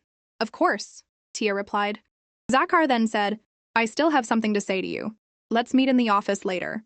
Hearing this, Tia was full of anticipation, hoping it was about her father. At this moment, Karis, who was standing to the side, asked, "Tia, what about me?" Tia quickly jumped into her arms and shouted, "Lord Karis!" "How has my child been doing?" Karis asked. "Right." Tia finally remembered she had business to attend to and quickly said, "I have something to tell you too." After recounting the entire course of events, Zakar was very angry. "Is that true?" Elliot said. "According to the miss, the leader of the cat tribe has actually targeted her. Did the leopards order this?" Zakar fell into thought. "If my assumption is correct," Tia analyzed, "Jerian probably wants to plant his people by my side as maids. Could it be that he intends to observe my situation long term? In that case, I think this is a great opportunity to spread false information, so I don't want to cancel my maid interviews. We should proceed as normal." "Isn't that a bit dangerous?" Elliot asked. "Why not just filter out Jerian's spies from the current maid applicants?" "Let's go with Tia's judgment for now," Zakar said. "It won't be hard to find Jerian's spies." "Phew," Tia said excitedly. Zakar said, "It's only natural." Karis also added, "Family members should trust each other." Tia suddenly remembered. "Didn't you have something else to tell me?" "Hogwood, who has been investigating the leopards, discovered an important fact," Zakar said. "An important fact?" Tia asked. "What the leopards want to do with your hair," Zakar continued. "And the story about the cat tribe leader Jerian. Hogwood recently discovered that Jerian seems to really possess the blue moon." "What about the leopards?" Tia asked. Zakar continued. "The conflict of interest between them is a bit complicated. The leopards go mad when they get close to the blue moon, so they have been using the immune Jerian to create replicas. The real blue moon is placed in a tower guarded by the leopards. In other words, the only person who can touch the blue moon inside the tower is Jerian. Right?" Tia asked. "Yes," Zakar replied. "But recently, Jerian replaced the real one in the tower with a replica." Tia frowned and said, "Because Jerian has always been extremely audacious." "Yes." Zakar continued. You're right, he's been planning this for a long time. And it seems the leopards have noticed this too. So has Jarian fallen out with the leopard leader? The leopards can't get close to the blue moon, so they targeted you because you are immune to the blue moon. At first they thought coveting you was exploiting a weakness of the wolf tribe. Later it was discovered that they want you to replace Jarian. Now, they judge that your power is far greater than Jarian's, which is why they have targeted you. Tia, you can help those fox beastmen affected by the blue moon regain their sanity. Yes, Tia replied. Jarian is merely immune to it. Then whose power do you think is greater? Zakar asked. My power, Tia said. Over these years, Zakar spoke as he placed a stack of documents on the table. I studied the results of the magic you left on the table. Tia exclaimed in surprise after flipping through a few pages. You guessed right, Zakar said. The wolf tribe has concluded that the magic power you possess is that of the goddess. The blue moon originally belonged to the goddess. Apart from its owner, no one else can remain unaffected by its negative influence and freely use its power. Tia was momentarily stunned, then asked, Then what should I do from now on? First, you must be careful not to be kidnapped by them, Zakar said, because both the leopards and Jarian have realized that you possess the goddess's magic. They will definitely take more aggressive action. Tia tightly gripped the papers in her hands. Did they know this would happen all along, which is why they sent me to the wolf territory? There's something else about your mother and you, Tia, Zakar continued. Hogwood has uncovered the truth behind the deaths of the cats named Icarus. My father and brother? Tia asked. Although I haven't confirmed the report myself, there is a high probability that it's your father and brother. I heard he sent the relevant documents to Eden, so they should have arrived by now. Meanwhile, Eden had received those documents. We bear beastmen do not wish to participate in the conflicts between beastmen. Therefore, a direct visit to our territory will be considered an invasion, regardless of who it is. However, the two cats named Icarus did not die in an accident. These two cats were killed by other cats who arrived shortly after. After reading this, Eden felt very conflicted and was also very worried about Tia. Will you cry if you hear this news? Every time you mention your family, your eyes reveal sadness. Whenever that happens, I feel angry, and it's the same now. I want to tear Jarian apart with my own hands. Just as he was thinking this, Tia's voice rang out. Eden, you're already here. Our little softie, what gift do you want Dad and brother to bring back this time? A kiss. Don't worry about that, because the first thing they'll do when they get back is kiss your little face. But no matter how long I waited, the two never returned. The cold dinner for 4, Jarian's accomplices who informed us of Dad and brother's accident, and my sobbing mother are all still vivid in my mind, as if it were yesterday. Thinking of this, Tia's tears fell onto the report paper like pearls from a broken string. Eden, Tia asked between sobs, is it possible the report is wrong? Unfortunately, Eden said, the chances of that are extremely low. Because the bear tribe places a high value on sincerity, they don't lie. It's truly regrettable. If I had known this would be the result, it would have been better to... Eden stood up and gently patted Tia's shoulder to comfort her. No, did Jarian kill them with his own hands? Tia continued asking. Immunity to the blue moon was originally your father and brother's ability, Eden said. Beastmen's special abilities have a characteristic. At the moment of death, they are transferred to the closest person. So either Jarian killed them himself or he was present at the scene. If you're tired, you can change back into a cat and cry. Hearing this, Tia transformed back into a cat and cried out loud. Eden held her in his arms to comfort her. I'm sorry, Tia sobbed. I got fur on your coat. If you're going to cry in the future, cry in front of me. Do I look ugly? It's just that if someone else sees you cry, I might get annoyed. Tia, where do you plan to go after the adoption period is over? I need to find Jarian and get my revenge first. And after that? Seeing Tia didn't answer, Eden quickly added, You can come live at the Vibus estate. Really? Tia asked. How long can I stay? Before Eden could answer, she groggily fell asleep. Without a time limit, of course, Eden murmured. The next day, as soon as Tia opened her eyes, she heard Zakar ask, Did you sleep well, Lord Zakar? Tia asked in confusion. Karis, who was beside her, explained softly, Eden brought you back yesterday while you were asleep. You probably cried yourself to sleep. Your eyes are all swollen. Hearing this, Tia was filled with emotion. Were you worried I was too sad about Dad and brother, so you slept with me to keep me company? You two are so kind to me. Lord Zakar's tail fur really is the warmest in the world. Tia looked completely content. Do you want some more? Karis asked. Should we go eat first? Zakar quickly changed the subject. Oh, right. Tia said, I have something to do before we go. Something to do? Zakar and Karis looked at Tia in confusion. Tia invited him, Lord Zakar, join me. First, stretch out your paws and do a big stretch forward. Then point your tail up straight, followed by perking up your ears. How fun. Looking at the serious Zakar, Tia thought to herself, haha, I've always wanted to do this with Lord Zakar. Then Tia continued, stand up on your hind legs and gently sway your body. Watching the wiggling Tia, Zakar was completely petrified. Lord Zakar, hurry up, Tia urged. Feeling utterly helpless, Zakar could only follow along. After the dance, Karis burst into laughter. Seeing this, Zakar transformed back into his human form in embarrassment. Lord Zakar! Tia threw herself into his arms and said, I'm so happy I got to do the meow meow dance with you. Child, you actually managed to turn Zakar into a soft and fluffy wolf. That's amazing. Thank you. Meanwhile, Sigmund, why did you call me over? Delta asked. Sigmund smiled. Look at this exquisite posture, so soft and fluffy. Your magic is truly... Young Master Delta, you mentioned before that Jarian seemed to be harboring other intentions, right? Sigmund asked. Yeah, Delta said. The arrogant fool overestimates himself. He doesn't even realize who he has to thank for being able to touch the blue moon. Anyway, to build a world for leopards, we don't need Jarian, we need our little softie, Tia. How can our little softie be bad? You stop talking like a pervert and explain yourself. Sigmund immediately became serious in a second. Although it's a hypothesis, the blue moon is one of the goddess's holy relics. If we use Tia's magic to obtain the remaining holy relics, we won't be dominated by the blue moon's magic anymore. The legendary holy relics left behind by the goddess? Delta murmured. The gem possessed by the leopards, the mirror in the bear territory, and the bow and arrow of Grey Wolf. Jarian has also noticed this fact and has started to approach our little softie himself. Sigmund continued. We must bring her back before he does. It just so happens there's a suitable day coming up. The memorial service held by the wolf pack every year. Back at the dining table, Karis asked with a smile, Child, did you sleep well? Mm-hmm, Tia nodded. Did you two sleep well? We have a lot to do today, Karis said. Including your lessons. We need to get moving quickly. For a wolf, before becoming a lady at 17, one must first understand love. Tia was a bit excited to hear this. Lord Karis is actually going to teach me about love? What wonderful stories will you tell? I heard about your situation from Elliot, Karis continued. Since ancient times, to become a proper wolf, one must be familiar with love. If it's love, Tia said with a smile, I've already received plenty of it. These words made Karis instantly serious. Child, do you know how babies are made? Of course, Tia said with an innocent face. A male beastman and a female beastman lie in the same bed, entwine their tails, and sleep twice. This single sentence left both Karis and Zakar completely speechless.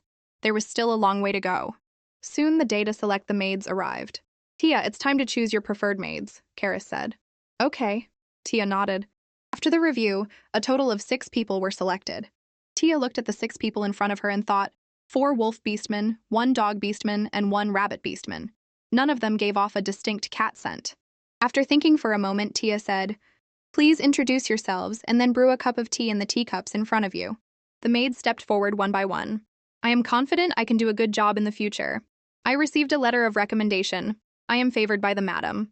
After the selection, Eden was reading a book as he said, I heard you chose 3 maids? Yes, Tia said. Jarian actually sent 2 spies. Explain how you picked them out, Eden asked curiously. Tia explained, all the finalists knew that the person they would be serving is a young lady about to turn 17.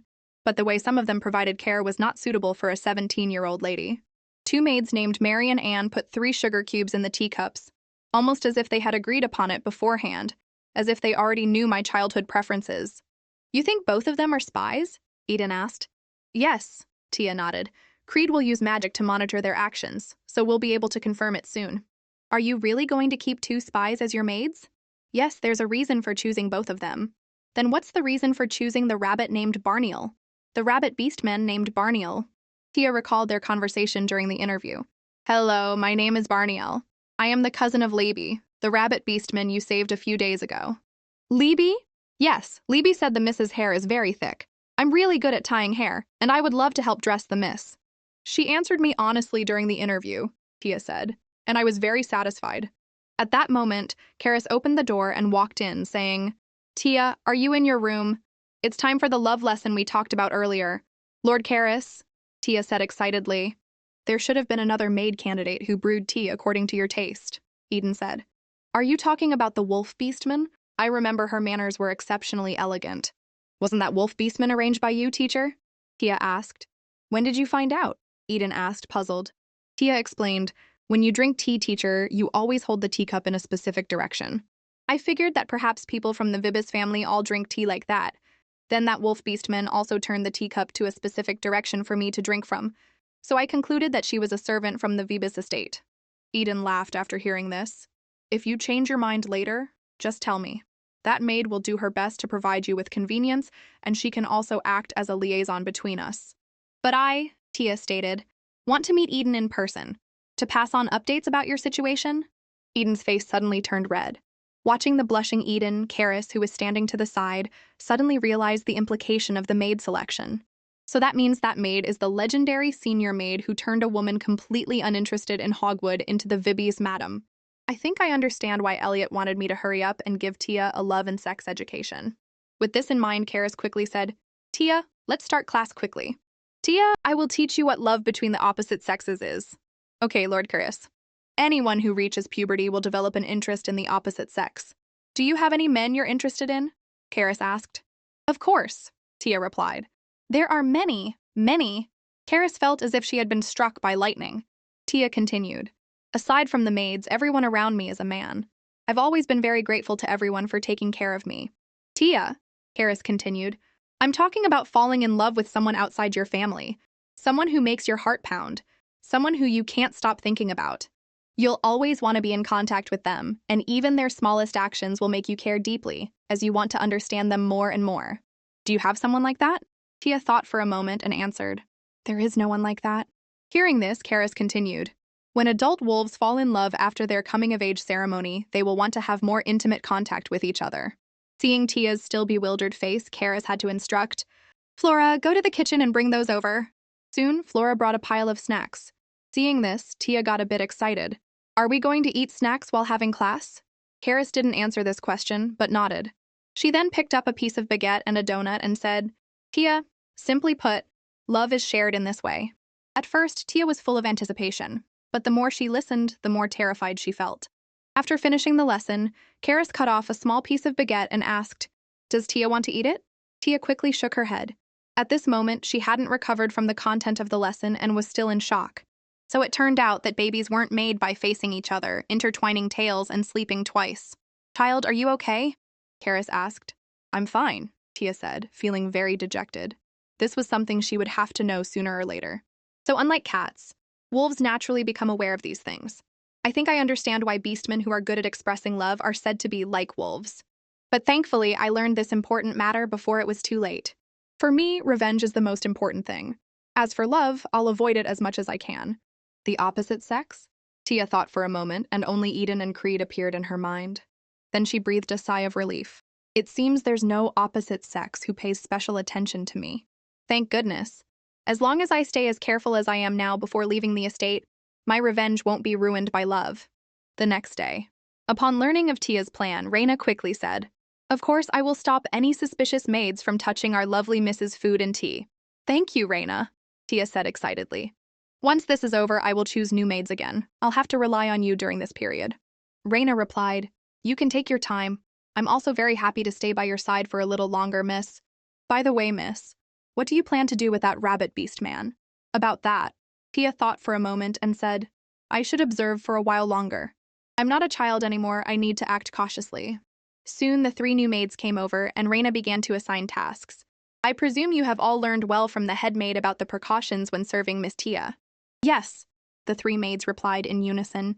Madam Grey, Raina continued, Miss Tia's morning schedule is to finish drinking tea in the glass greenhouse, and then, listening on the side, Tia thought to herself, Sir Elliot is not here today, so there is no training. Therefore, Creed, Eden, and I agreed to have tea together. Of course, this is also for a purpose. Sir Elliot repeatedly warned me not to meet with either of them alone. Then it should be fine if it's the 3 of us, right? I'm so looking forward to afternoon tea. In the greenhouse, Eden looked at Creed with a face full of dissatisfaction. Why are you in front of the greenhouse? Creed, however, had a smile on his face. Of course, it's because I received an invitation from the miss. Did the young master think it was a private meeting, which is why you dressed up like this?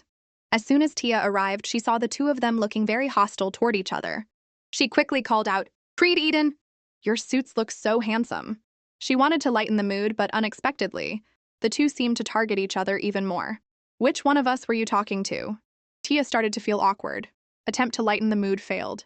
After taking their seats, Tia felt a bit confused seeing how glamorously dressed the two were. Did they think today's afternoon tea was a very formal occasion? So she spoke up again to adjust the atmosphere. If I had known, I would have dressed up a bit more too. It would probably set the mood better. You two are both very handsome. Anyone who sees you will be captivated. This single sentence made the two of them bloom with joy. At this moment, the maids came up carrying tea, but one accidentally slipped, smashing the teapot to pieces. Everyone instantly grew tense. Miss Tia, are you okay? Did you get burned, miss?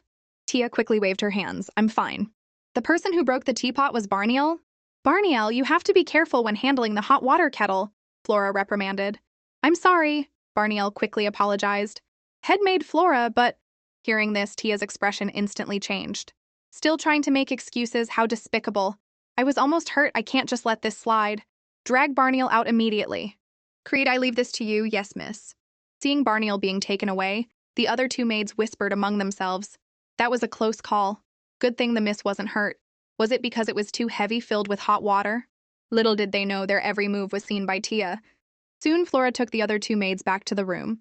I will come back in an hour. During this time, the two of you must tidy up the miss's bedroom first. Yes, headmaid Flora. Ah, the room needs to have the miss's favorite fragrance.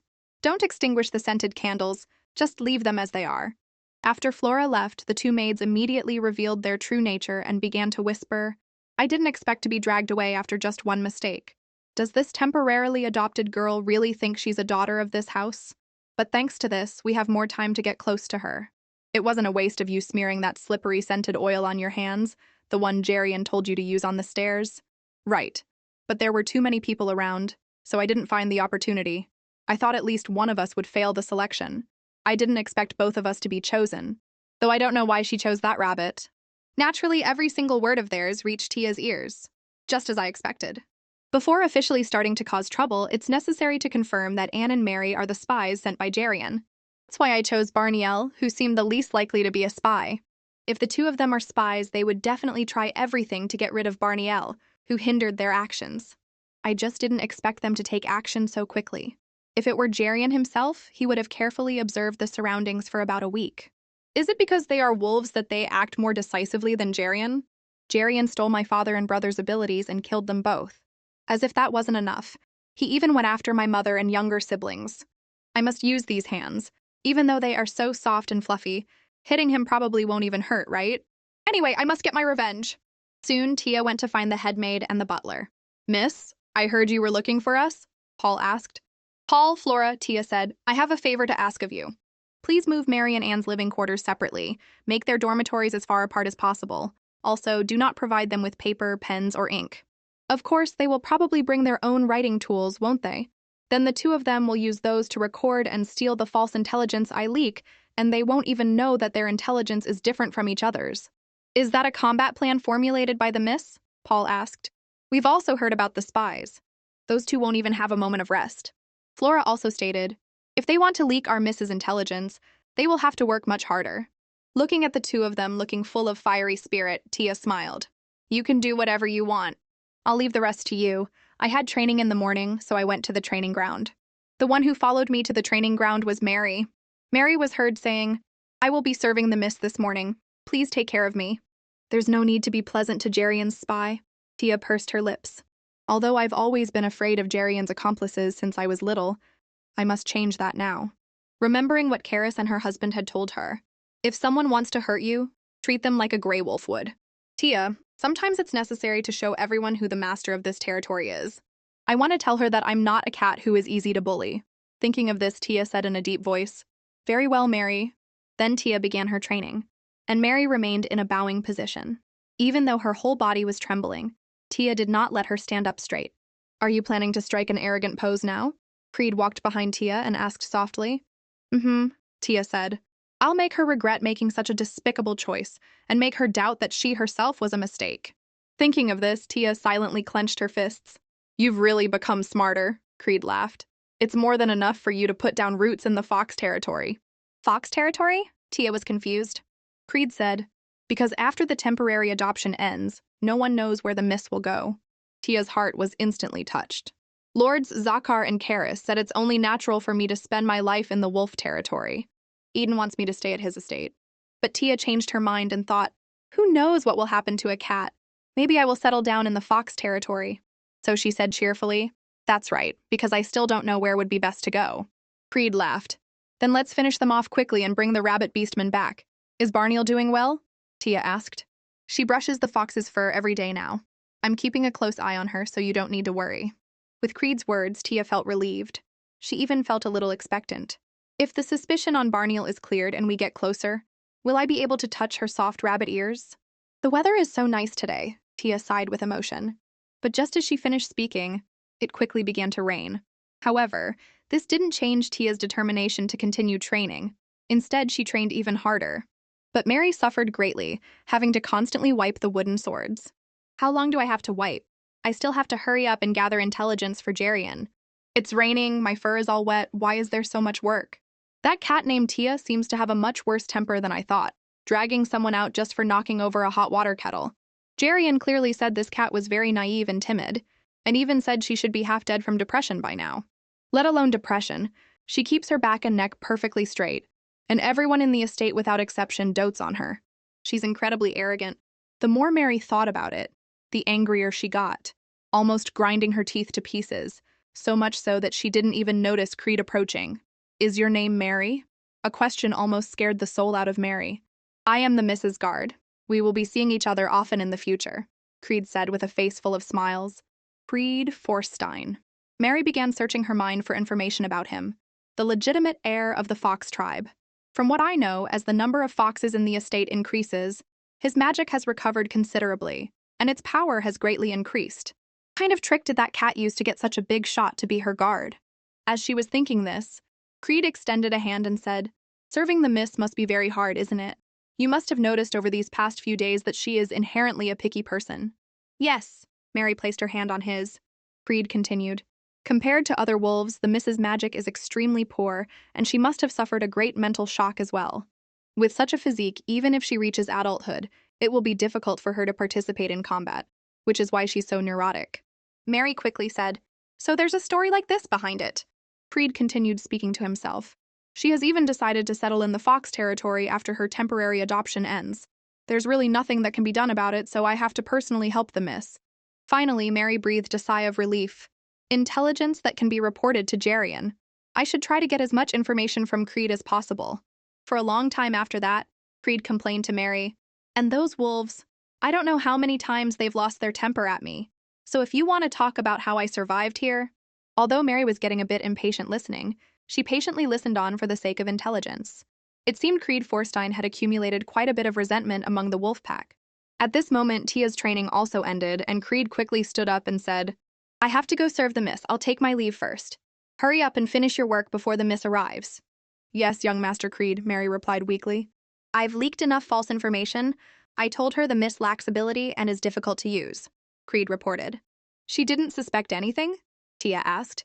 Creed answered, her hands never stopped moving, so she probably didn't have time to think too much. I also collected her magic as you instructed. Different beastmen have different magic wavelengths, so we should be able to identify the things Mary has touched now. We don't know when Mary and Anne will send out what intelligence, so we must monitor them closely, Tia exhorted. Of course, Creed said. All right, let's go now. I'll walk you back. If we talk for too long, she might get suspicious. I have done everything you ordered, miss, Mary said respectfully. Is that so? Mary's hands are quite diligent, Tia said. Then if I assign a bit more next time, you should be able to do it too, right? Yes. Of course, Mary laughed awkwardly, but internally she couldn't stop complaining. What an insolent little kitten, but to gain her trust I can't slack off on my work. Tia waved her hand and said, Go back to your room and wash up now. I don't like the carpet getting dirty. Yes, miss, Mary replied. She's really too difficult to deal with. Time quickly advanced to the afternoon. Miss, I am Anne, who will be serving you this afternoon. Anne came forward and said, Nice to meet you, Anne. This is my guard, Creed, Tia introduced. Hello, Anne, Creed said as he extended his hand. Anne's face instantly turned red, and she hurriedly reached out her hand as well. Hello, Tia silently observed from the side. From the looks of it, many of the servants who meet Creed show this kind of expression. I used to think they were just embarrassed about holding hands. But ever since I received lessons from Lord Karis, Creed's appearance is indeed gorgeous and handsome, coupled with his friendly personality. Is that why everyone blushes when they see Creed? Noticing Tia's gaze, Creed asked curiously, "What are you thinking about, miss?" Startled, Tia quickly said, "Nothing, Creed." "Is that so?" Creed teased. "Next time you stare at me, you have to tell me first." Haha, Tia smiled and said, "Got it, got it." Then she waved goodbye. "See you tomorrow." "Oh my, welcome back." Miss, you need to hurry up and wash. It's time to get ready for class," Raina urged. "Okay," Tia replied. While Tia went to wash up, Raina began to instruct Anne. "Anne, when serving the miss, there are many things to pay attention to. The miss's fur must be combed strand by strand, and after combing her hair, you must thoroughly clean the room again." Watching Raina continuously chattering on, Tia thought to herself, "Work a little harder." The afternoon class officially began. For a long time, thanks to taking Eden's classes, I have become proficient in handling the affairs of the wolf tribe, and I have also become familiar with many things about the Beastman world. In the future, I can settle in any territory. Although Eden was very harsh at first, I later realized he is a good teacher. Seeing Tia spacing out, Eden asked curiously, "What are you thinking about?" "Thinking about Eden," Tia said. Hearing this, Eden stopped completely. "Thinking about me?" Cough, cough. Tia coughed lightly and changed the subject. "We're done once we study the terrain of the north. The north is the territory of the bears," Eden continued. "The surface is covered in ice and snow." Hearing this, Tia remarked, "If I walk in my cat form, my paws will stick to the ground. Auroras slowly dance in the sky like ribbons, and it's a land where salmon can be caught everywhere. I must go there someday. Once the blue moon matter is resolved, I should be able to go see it," Tia thought to herself. Eden said, "Summarize what you learned today on paper." By the time Tia finished writing, Eden had already fallen asleep. "He must be very tired worrying about my homework when he's so busy," Tia thought to herself. So Tia simply lay her head on the table and quietly looked at him. "Soon he will become the head of the Vebis family, and we won't be able to meet as often as we do now." Just as she was mesmerized watching him, Eden opened his eyes and asked, "How long are you going to stare?"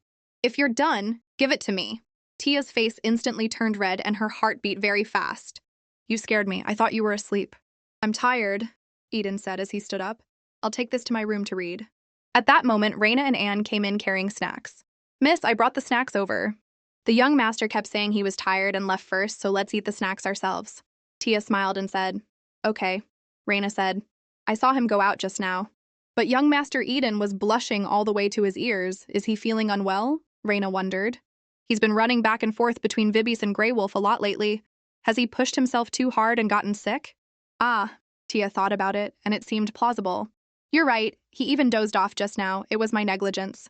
"Raina, please ask Paul to get some medicine for Eden." "Yes, miss." Leaking different information to Anne and Mary individually, I busily passed each day, and before I knew it, my birthday had arrived. The person helping me dress up right now is the spy, Anne. Combing hair strand by strand like this must make her arms ache, right? Naturally, I can't assign her easy work. "Miss," Rena said excitedly, "I heard Mr. and Mrs. Vera just arrived." "It's truly a pity the young masters won't be able to see the Mrs. Fashion show," Rena lamented. "When will my brothers be able to return to the estate?" Tia asked. "In a few more days. I heard that because of their excellent grades, they get a 3-week vacation." "My brothers," Tia thought to herself. "Will we be able to build snowmen again when they get back? I'm so looking forward to it." As soon as Tia made her appearance, she became the center of attention. "Oh my, miss, it's been a while since we last saw you. You've grown so much." "Welcome, madam," Tia bowed. "You've grown so much taller than the last time we met, I almost didn't recognize you. You've already become a graceful lady. I've been waiting for the miss to grow up. You must come to my clothing store when the time comes." "Of course," Tia quickly said. "Haven't my clothes always been custom-made by you, madam?" Then, Elliot said, "For Miss Tia's birthday party, let the fashion show begin. Madam Vera, please try not to let out overly loud gasps of admiration at the miss changing her dresses, as it might disturb the master and madam's appreciation. All right, next, please welcome the miss in her new dress." "Wow," Tia exclaimed in admiration. "The shaft of these boots isn't long and the soles are very soft." Then she turned to Karis and Zakar and asked, "How does it look?" Karis and Zakar stared blankly. At this moment, both of them shared the same thought. So this is what money is used for. "Madam Vera, can these boots and dresses be purchased in different colors?" Karis asked.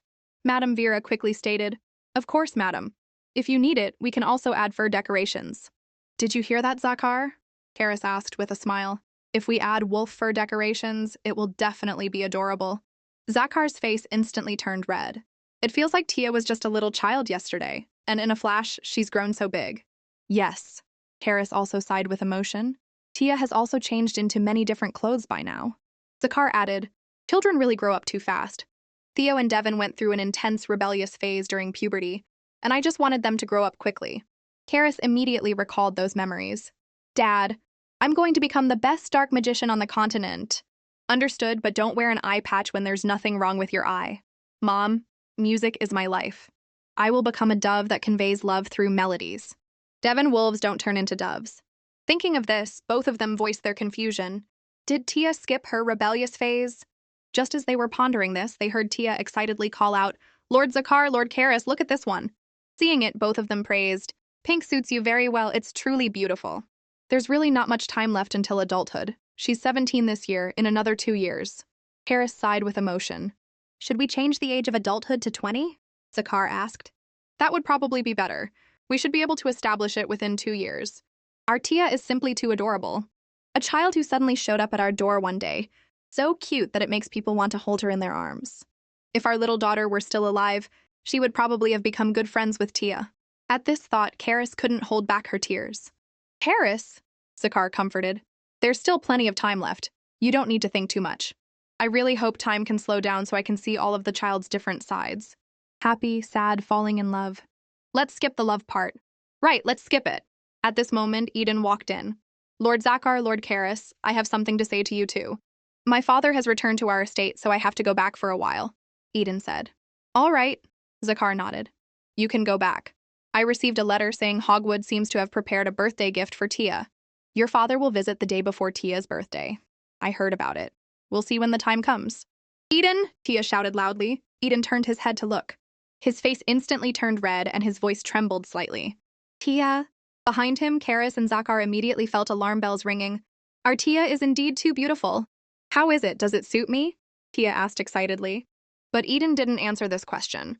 Instead, with a red face, he turned to Karis and Zakhar and said, Then I will come visit you two again in a few days. After Eden left, Karis immediately started gossiping with Zakhar.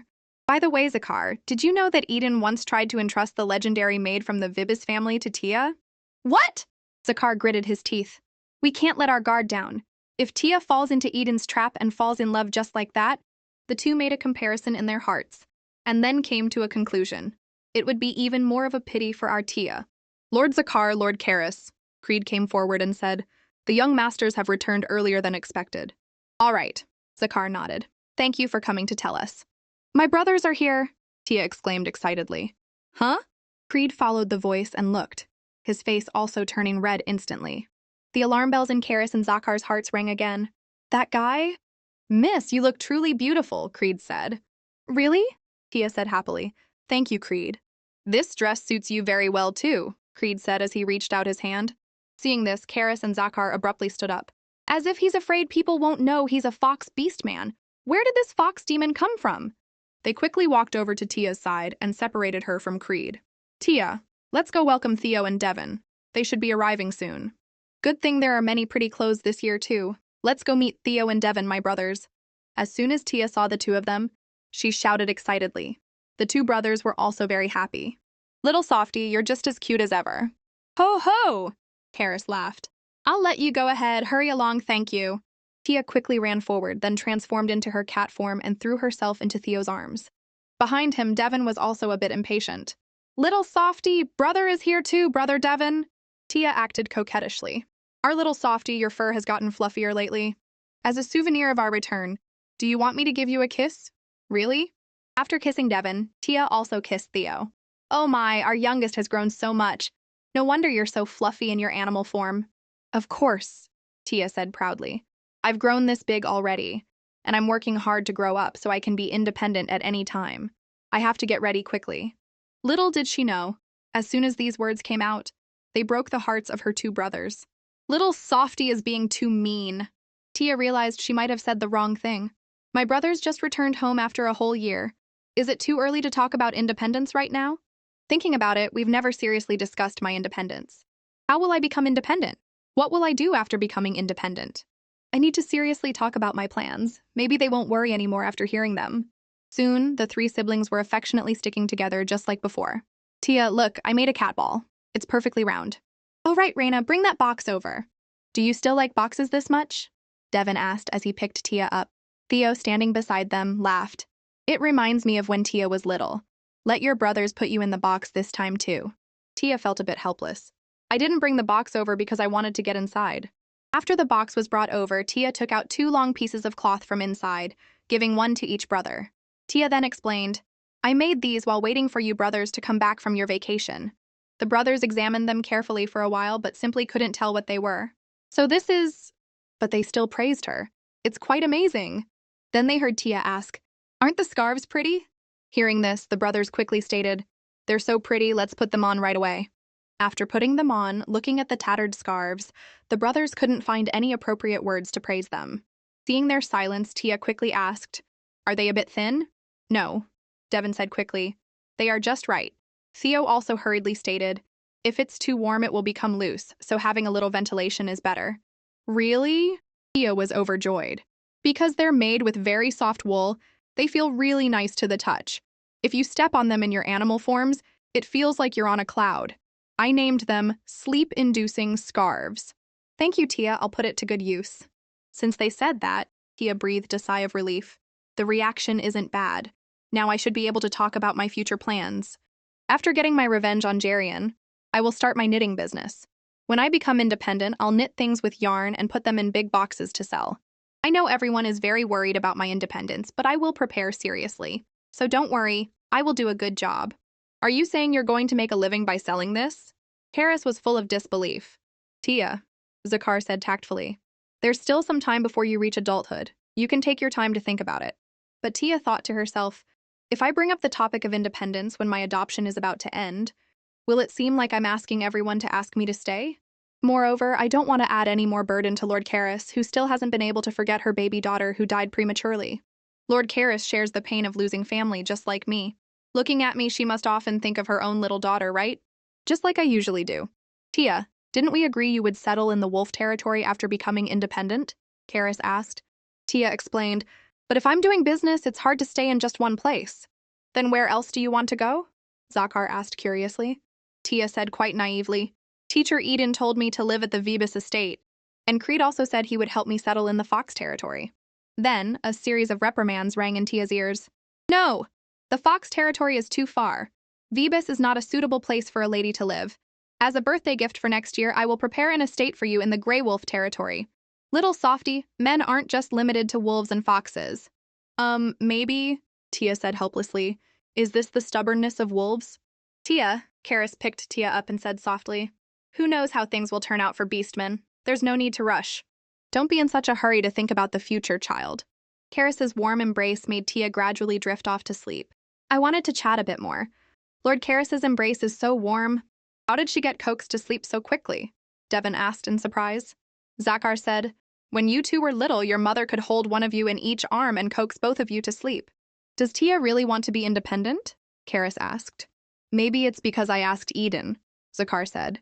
He said the first thing she'll do after coming of age is to find Jarian. There are still 2 years left until then. We can slowly think it over. Right now, the biggest problem is those people who are showing great interest in Tia.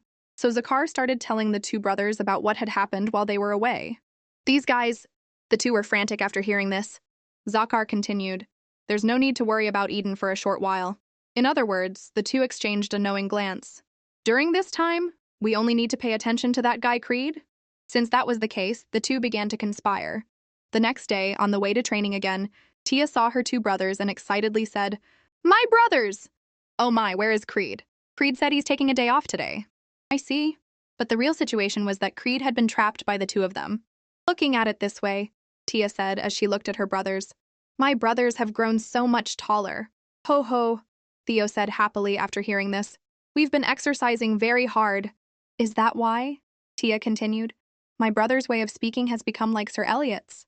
This single sentence instantly petrified the 2. How is that possible? We are going to become taciturn wolves like Dad. Does our admiration for Lord Zakar also look like Sir Eliot's? Shouldn't Creed be the one who's like Eliot? Talkative and noisy. We're better than Creed, right? If Eden also came to the dormitory, he would be the same as us. Hearing this, Tia asked, "Is Eden going to the Central Martial Arts Arena?" Huh? The brothers were stunned for a moment, quickly realizing they had slipped up. Oh no, Eden said to keep it a secret. Just try to brush it off. After thinking for a moment, the two said in unison, No idea what you're talking about." Tia didn't continue pressing them because she knew in her heart, no matter how harsh Eden is, he would definitely tell me if he left, right? After all, we've known each other for 10 years. At the training ground, Mary ran over hurriedly.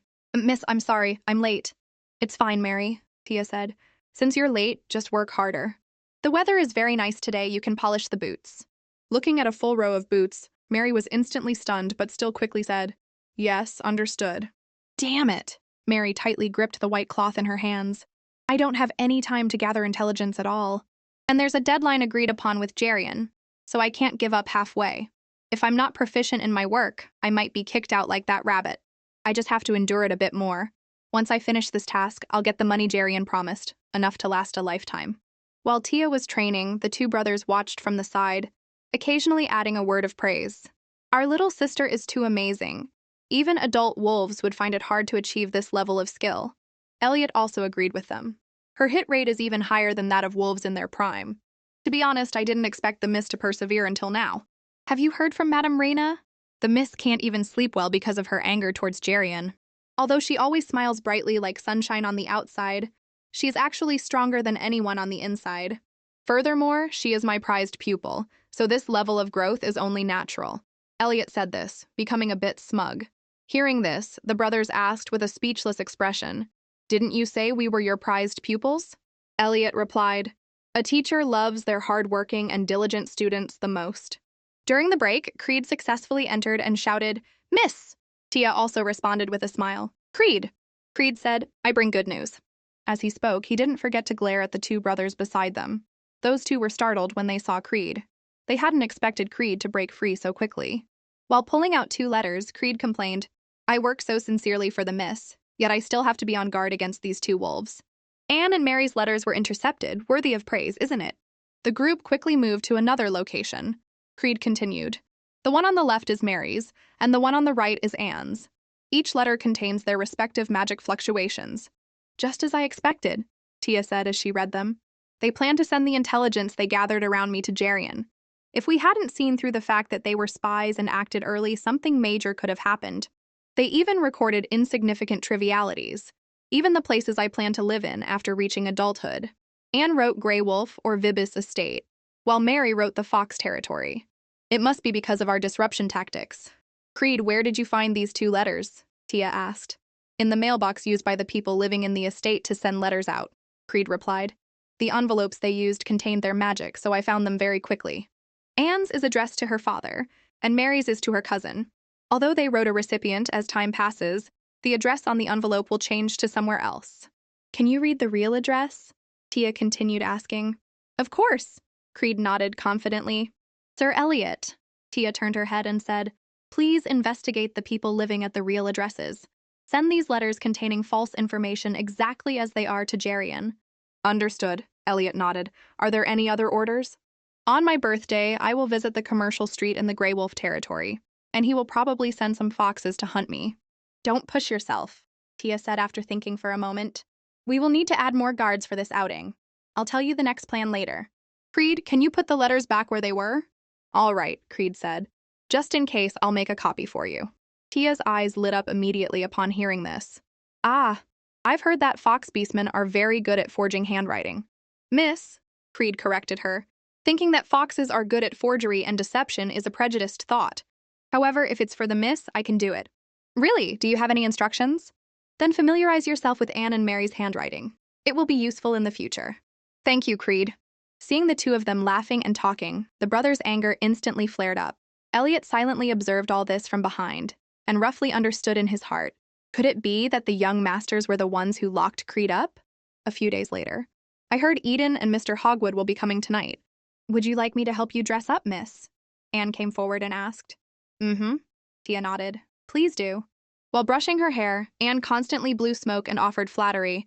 "The Miss's hair is truly wonderful, and your figure is so elegant. You look so beautiful even just wearing casual homeware."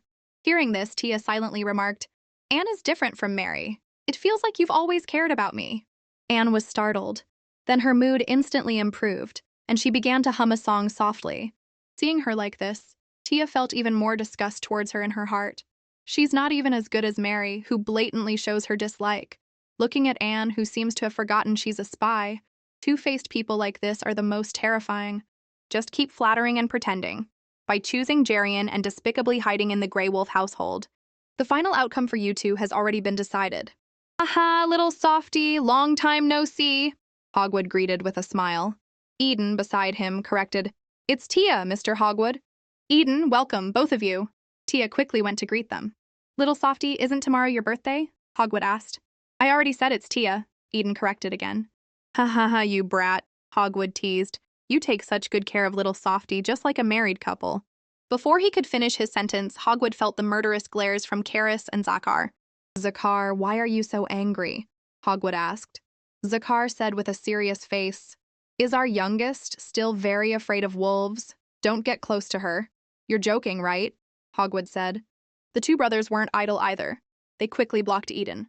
Eden, my friend, long time no see. How about we go chat in the corner? You won't refuse, will you? After the three of them moved to another spot, Eden asked, What do you want to say? As soon as he finished speaking, the two of them pointed at themselves and demanded, Eden, tell the truth, you're not pestering Tia, are you? We heard that during your last vacation. The two of you got along just like siblings.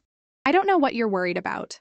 Eden turned his head away and said, You know full well I'm someone who will leave sooner or later. Even so, you've certainly done quite a lot, Theo complained. Devin added, We heard you even took the Grey Wolf Knight who confessed his feelings to Tia to the Vibis territory. Eden suddenly went silent. His lonely appearance was simply too handsome.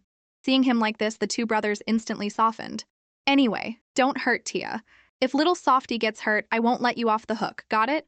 And don't always act so handsome in front of Tia. You really talk too much. Because you were too handsome just now, I got a bit excited. Don't say such cheesy things. In order to let Tia slowly move on from her feelings, you have to act like nothing happened, understand? We're leaving, answer me. The next day, Tia looked at the portrait of her parents and brothers and murmured, Did you sleep well? Today is my birthday. 10 years have passed since then. I have grown up safely to the age of 17, so you don't need to worry about me. Be happy in heaven. If we go to the commercial street today, Jerian, having received the reports from Anne and Mary, will probably send Fox Beastman over. I've already done what I needed to do. It's time to decide on the punishment for those two. As she was thinking, a knock on the door suddenly sounded. Then the two brothers opened the door and asked, Tia, are you in your room? Before we go to the village, we wanted to give this to you. As they spoke, they handed her a box. What is this? Tia asked curiously. This is a gift we've prepared from a long time ago, Theo said. We hope little Softy can take our gift with her when she goes shopping. When the box was opened, there was a short sword inside. This was a short sword with the exact same shape as Brother Theo's short sword Dialogue and Brother Devin's short sword Compromise. How is it? Do you like it? I love it, then quickly give it a name. Tia thought for a moment and said, Let's call this short sword Persuasion. Dialogue, Compromise, Persuasion, they make a set. You have to face Fox Beastman today, so we prepared this in advance just in case. Of course, we brothers will handle things well and try not to let little Softy have to fight. Thank you, brothers. Happy birthday to me. Tia, the commercial street in the village. Anne will wait in the carriage and Mary will follow me, Tia ordered. Yes, miss, the two replied in unison. Looking at the bustling and lively street, Tia murmured, I hope it can always be this peaceful, but it probably won't be that simple, right? Just as she was thinking this, her body suddenly trembled. It's here, the aura of the blue moon. In the next second, a group of controlled people walked towards Tia in unison. Tia immediately pulled out her short sword and took a defensive stance. Tia, step back! Eden took a step forward and shielded Tia behind him. Soon, with the perfect coordination of the three, they successfully subdued them. Are you okay? You didn't get hurt, right? The brothers quickly asked. Tia shook her head. Good thing we brought it under control quickly this time. Eden looked at Tia, his face full of confusion. Didn't we plan to temporarily hide your strength? Tia felt a bit guilty under his gaze and quickly avoided eye contact. Miss, everything is ready, Elliot shouted. Everyone step back, the miss will purify these guys. Anne and Mary, who were in the crowd, were extremely excited. We can finally find out the cat's method for driving away madness. We'll soon receive the wealth Jerian promised. Hurry up and drive away the madness. Tia began to gather her energy, then transformed back into her cat form and started frantically rubbing against the possessed people. Under her very strenuous movements, the madness quickly dissipated. Then Elliot shouted loudly, "The mist has driven away the madness!" This sequence of actions left the two spies completely dumbfounded. "What in the world is this?"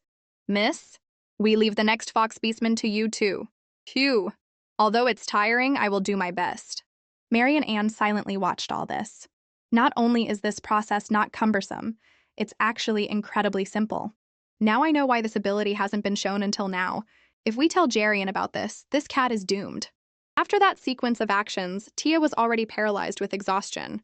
"Miss, are you very tired?" Elliot asked. "We've arrived back at the estate. Tia said weakly. "I'm fine." Following behind, Anne and Mary immediately began to form a plan. "It seems this skill consumes a lot of stamina. We need to hurry up and write a letter to Jarian." The next day, as Tia was crocheting, she recalled what happened yesterday.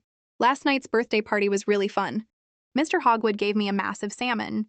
Eden gave me a wonderful set of writing tools. And Lord Zakhar and Lord Karras gave me a lovely cape and bag with wolf fur." At this thought, Tia couldn't help but smile. This year, not only the cape but even the bag has fur decorations hanging from it. Just how much fur did they cut? At this moment, Creed's voice came from outside the door. "Miss, are you in your room?" Upon hearing this, Tia quickly pretended to be weak. "Come in, Creed." Creed couldn't help but laugh when he heard this. "Miss, it's just me." As soon as Creed entered, he praised generously. "Your acting yesterday was excellent." "Really?" Tia asked. "Does it not look weird?" "Not weird at all."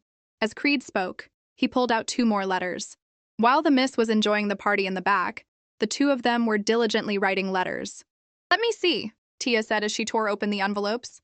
Inside they read, "To Lord Jarian, just as you worried, although the cat possesses the ability to dispel the madness of the blue moon, the process is cumbersome. The stamina consumption is enormous, and it probably cannot be used in actual combat."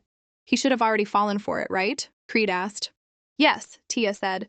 "Put the originals back in the mailbox to be delivered to Jarian." "As the miss commands. Then I will take my leave." "Oh, right, Creed.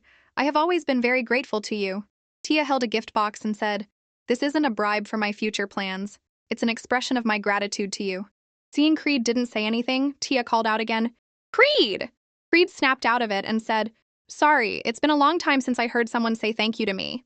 Tia continued, "The fox beastmen who were captured and taken to the leopard territory must also be very grateful to you, Creed."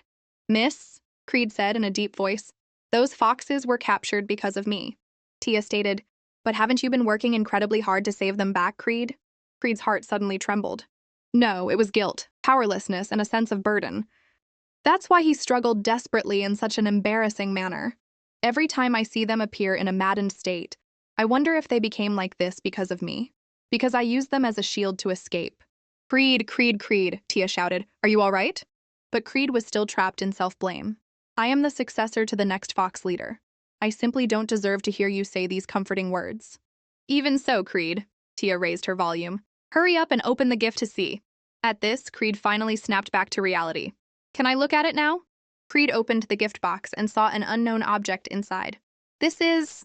Creed organized his words and asked, "A cute golden radish. Is it a radish?"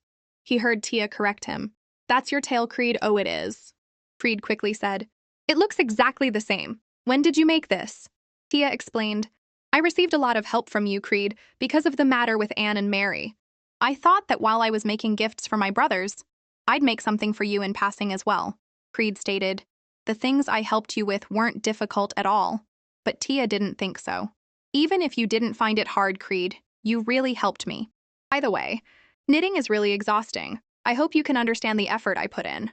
Seeing this, Creed took a step forward, kissed Tia on the forehead, and said, "I will never forget the gift you gave me today and the words you said to me for the rest of my life. I'll take my leave now." After Creed left, Tia touched her forehead where he had just kissed her, unable to recover her senses for a long time. Soon it was time for Eden's class again. Finally, let's talk about one of the holy relics, the mirror. You said the goddess's mirror is currently in the bear territory, right? Its exact location is unknown. Only the Powley family knows the location of the mirror. After the Blue Moon incident, they cut off contact with the outside world, making it even harder to find out anything since then. The Blue Moon, which is also a holy relic, can trigger madness, so they blocked the news before the mirror also became an object of fear, right? Because the mirror is supposed to be sacred and precious. If everyone started doubting the mirror's sacredness, The ruling system of the Paoli family, which utilizes the mirror, would collapse. Like religious leaders, Tia thought to herself.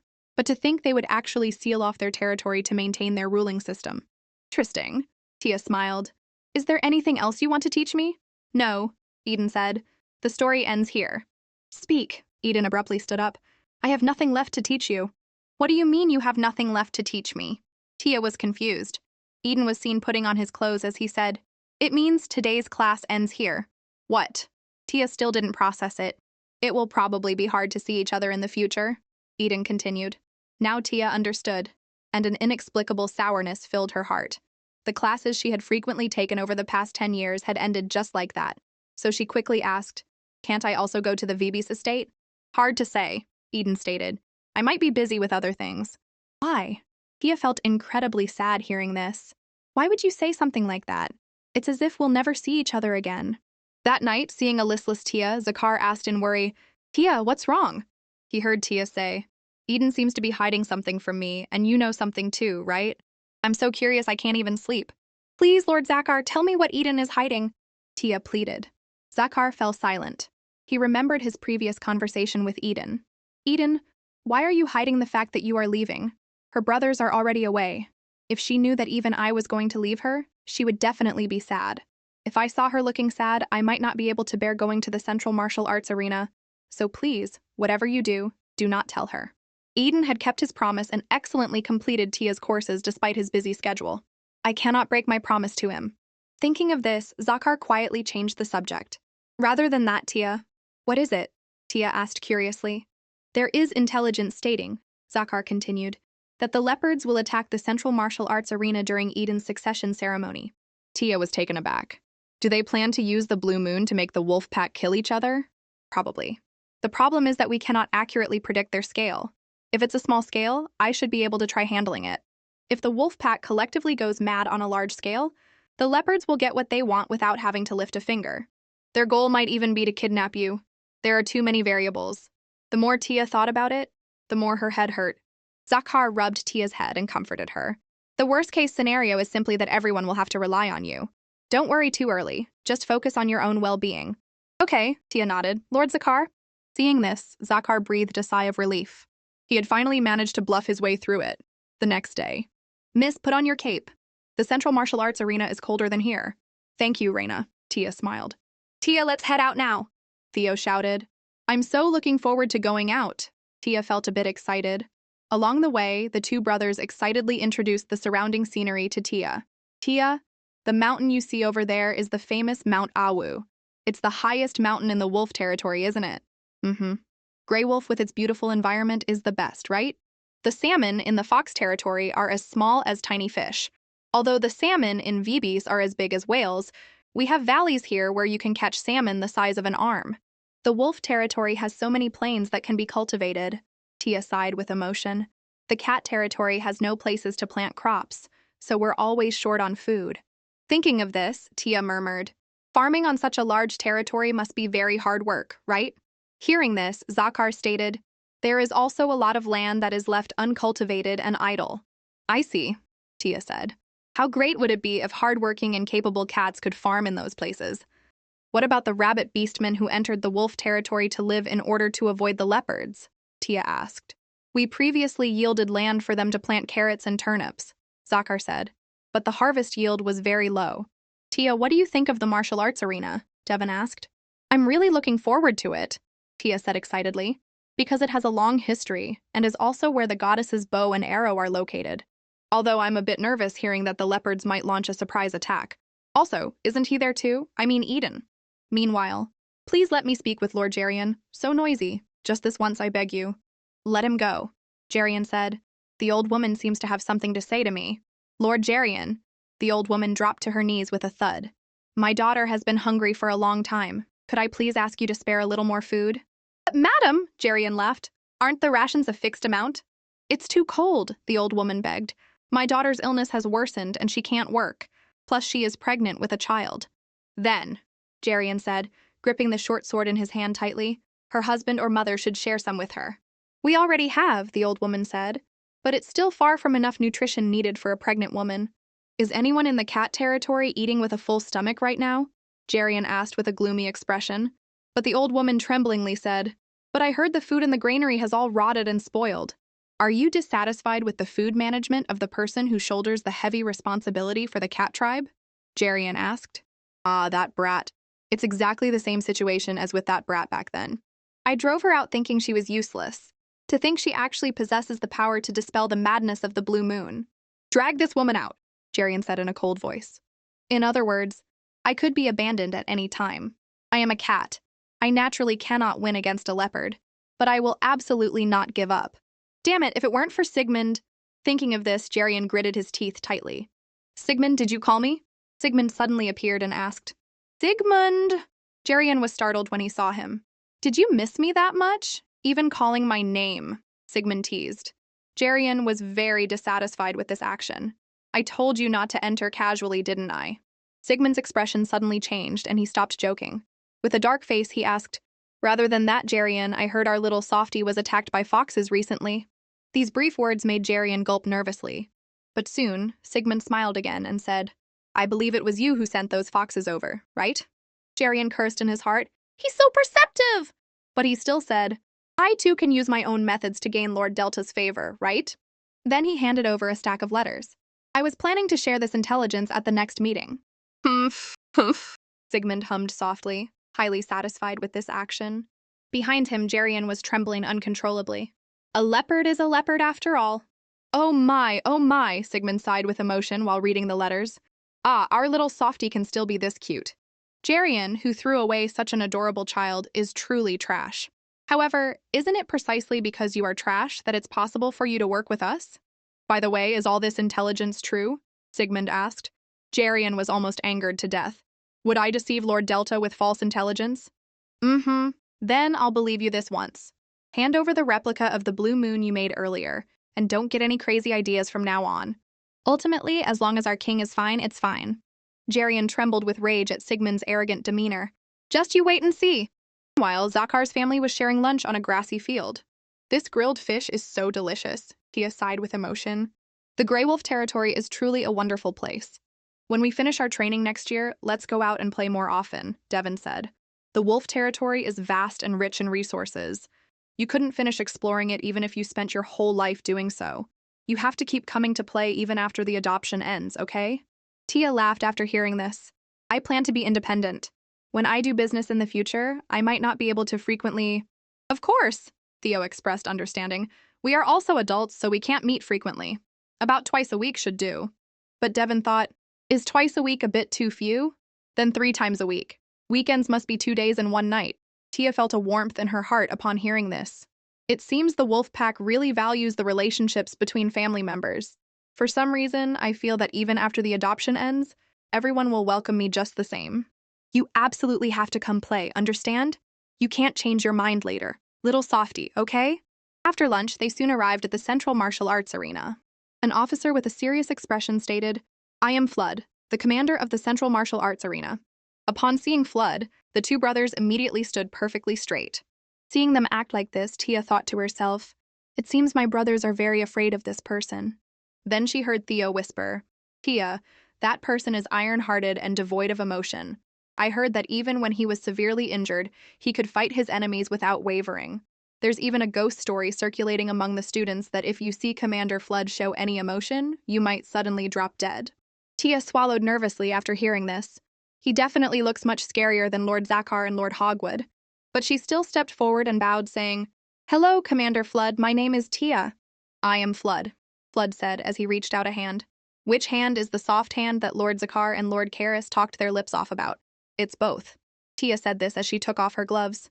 The moment their hands touched, Flood's expression immediately softened, leaving the 2 brothers behind him completely dumbfounded. Unbelievable. Afterward, the 2 brothers sighed with emotion. This is the power of the soft hands. To think even Commander Flood has succumbed. Tia, that's the first time I've ever seen Commander Flood make that kind of expression. Tia joked after hearing this. Then seeing Sir Flood look like that, am I going to drop dead according to the rumor? I don't know, Devon laughed. It seems little Softie is the only one who can shock the commander like this. Tia felt instantly filled with confidence after hearing this.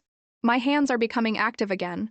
At this moment, Elliot, who was beside them, suddenly interjected, I am someone who only clicked my tongue and said, tisk, when I fell from the third floor of the dormitory while joking around with my classmates.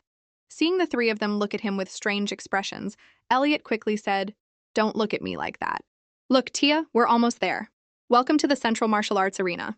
And this is our room. It must be a mess, right? That's what Tia thought. But unexpectedly, the inside was exceptionally clean and tidy, which surprised Tia greatly. We share a double room. As you can see, it's very clean, right? Theo said with a proud face. Devin continued, waking up before the sun rises in the morning to run 10 laps around the martial arts arena and spending every day so brilliantly. That is our resolve. And then? Tia asked, playing along. The two continued. After washing up, we devoutly eat breakfast, and then it's peaceful reading and meditation. So what books have you read? Tia continued asking. At this moment, Elliot picked up a book and asked, do you want to take a look, miss? A flyer fell out from the book. The scene quickly fell into a deathly silence. Brothers, Tia picked up the flyer and said, you need to read and meditate less. Where is your favorite place? Tia continued asking. The cafeteria. The two answered in unison. Tia stated, I was hoping you could pretend to be a bit cooler in front of your younger sister. Speaking of which, I have another question. What is it? What is it? Where is Eden? After a long silence, the two began frantically making excuses. Eden is extremely busy because of his succession as head of the family. Yeah, he's so busy that we don't even know when we'll see him. After all, Eden was always a very busy guy anyway. Right. Tia didn't say anything else. If training starts soon, we won't be able to meet for a long time. Eden intentionally kept this from me.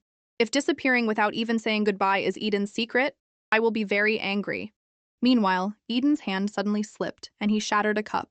Eden, you didn't get hurt, did you? Hogwood asked. I'm fine, Eden replied. I just suddenly felt a chill. You've been absent-minded these past few days. Are you still bothered about coming here without telling little Softy? Hogwood saw through his concerns. She would definitely be very sad if I said goodbye, Eden said. I don't want to see her looking sad. Greeting is also another form of respect, Eden, Hogwood counseled. If you suddenly disappear without even saying goodbye, what will the person left behind think? Silently disappearing because you're afraid of seeing her sad is entirely your own selfishness. If you care for that child so much, you should know how to cherish her and say goodbye with respect. You're right, Dad, Eden said. I should properly apologize and formally bid her farewell. Seeing Tia's expression change, the brothers quickly changed the subject. Tia, let's show you somewhere else. You'll definitely be interested. It's the place where the goddess's bow and arrow are kept. Soon Tia followed them there.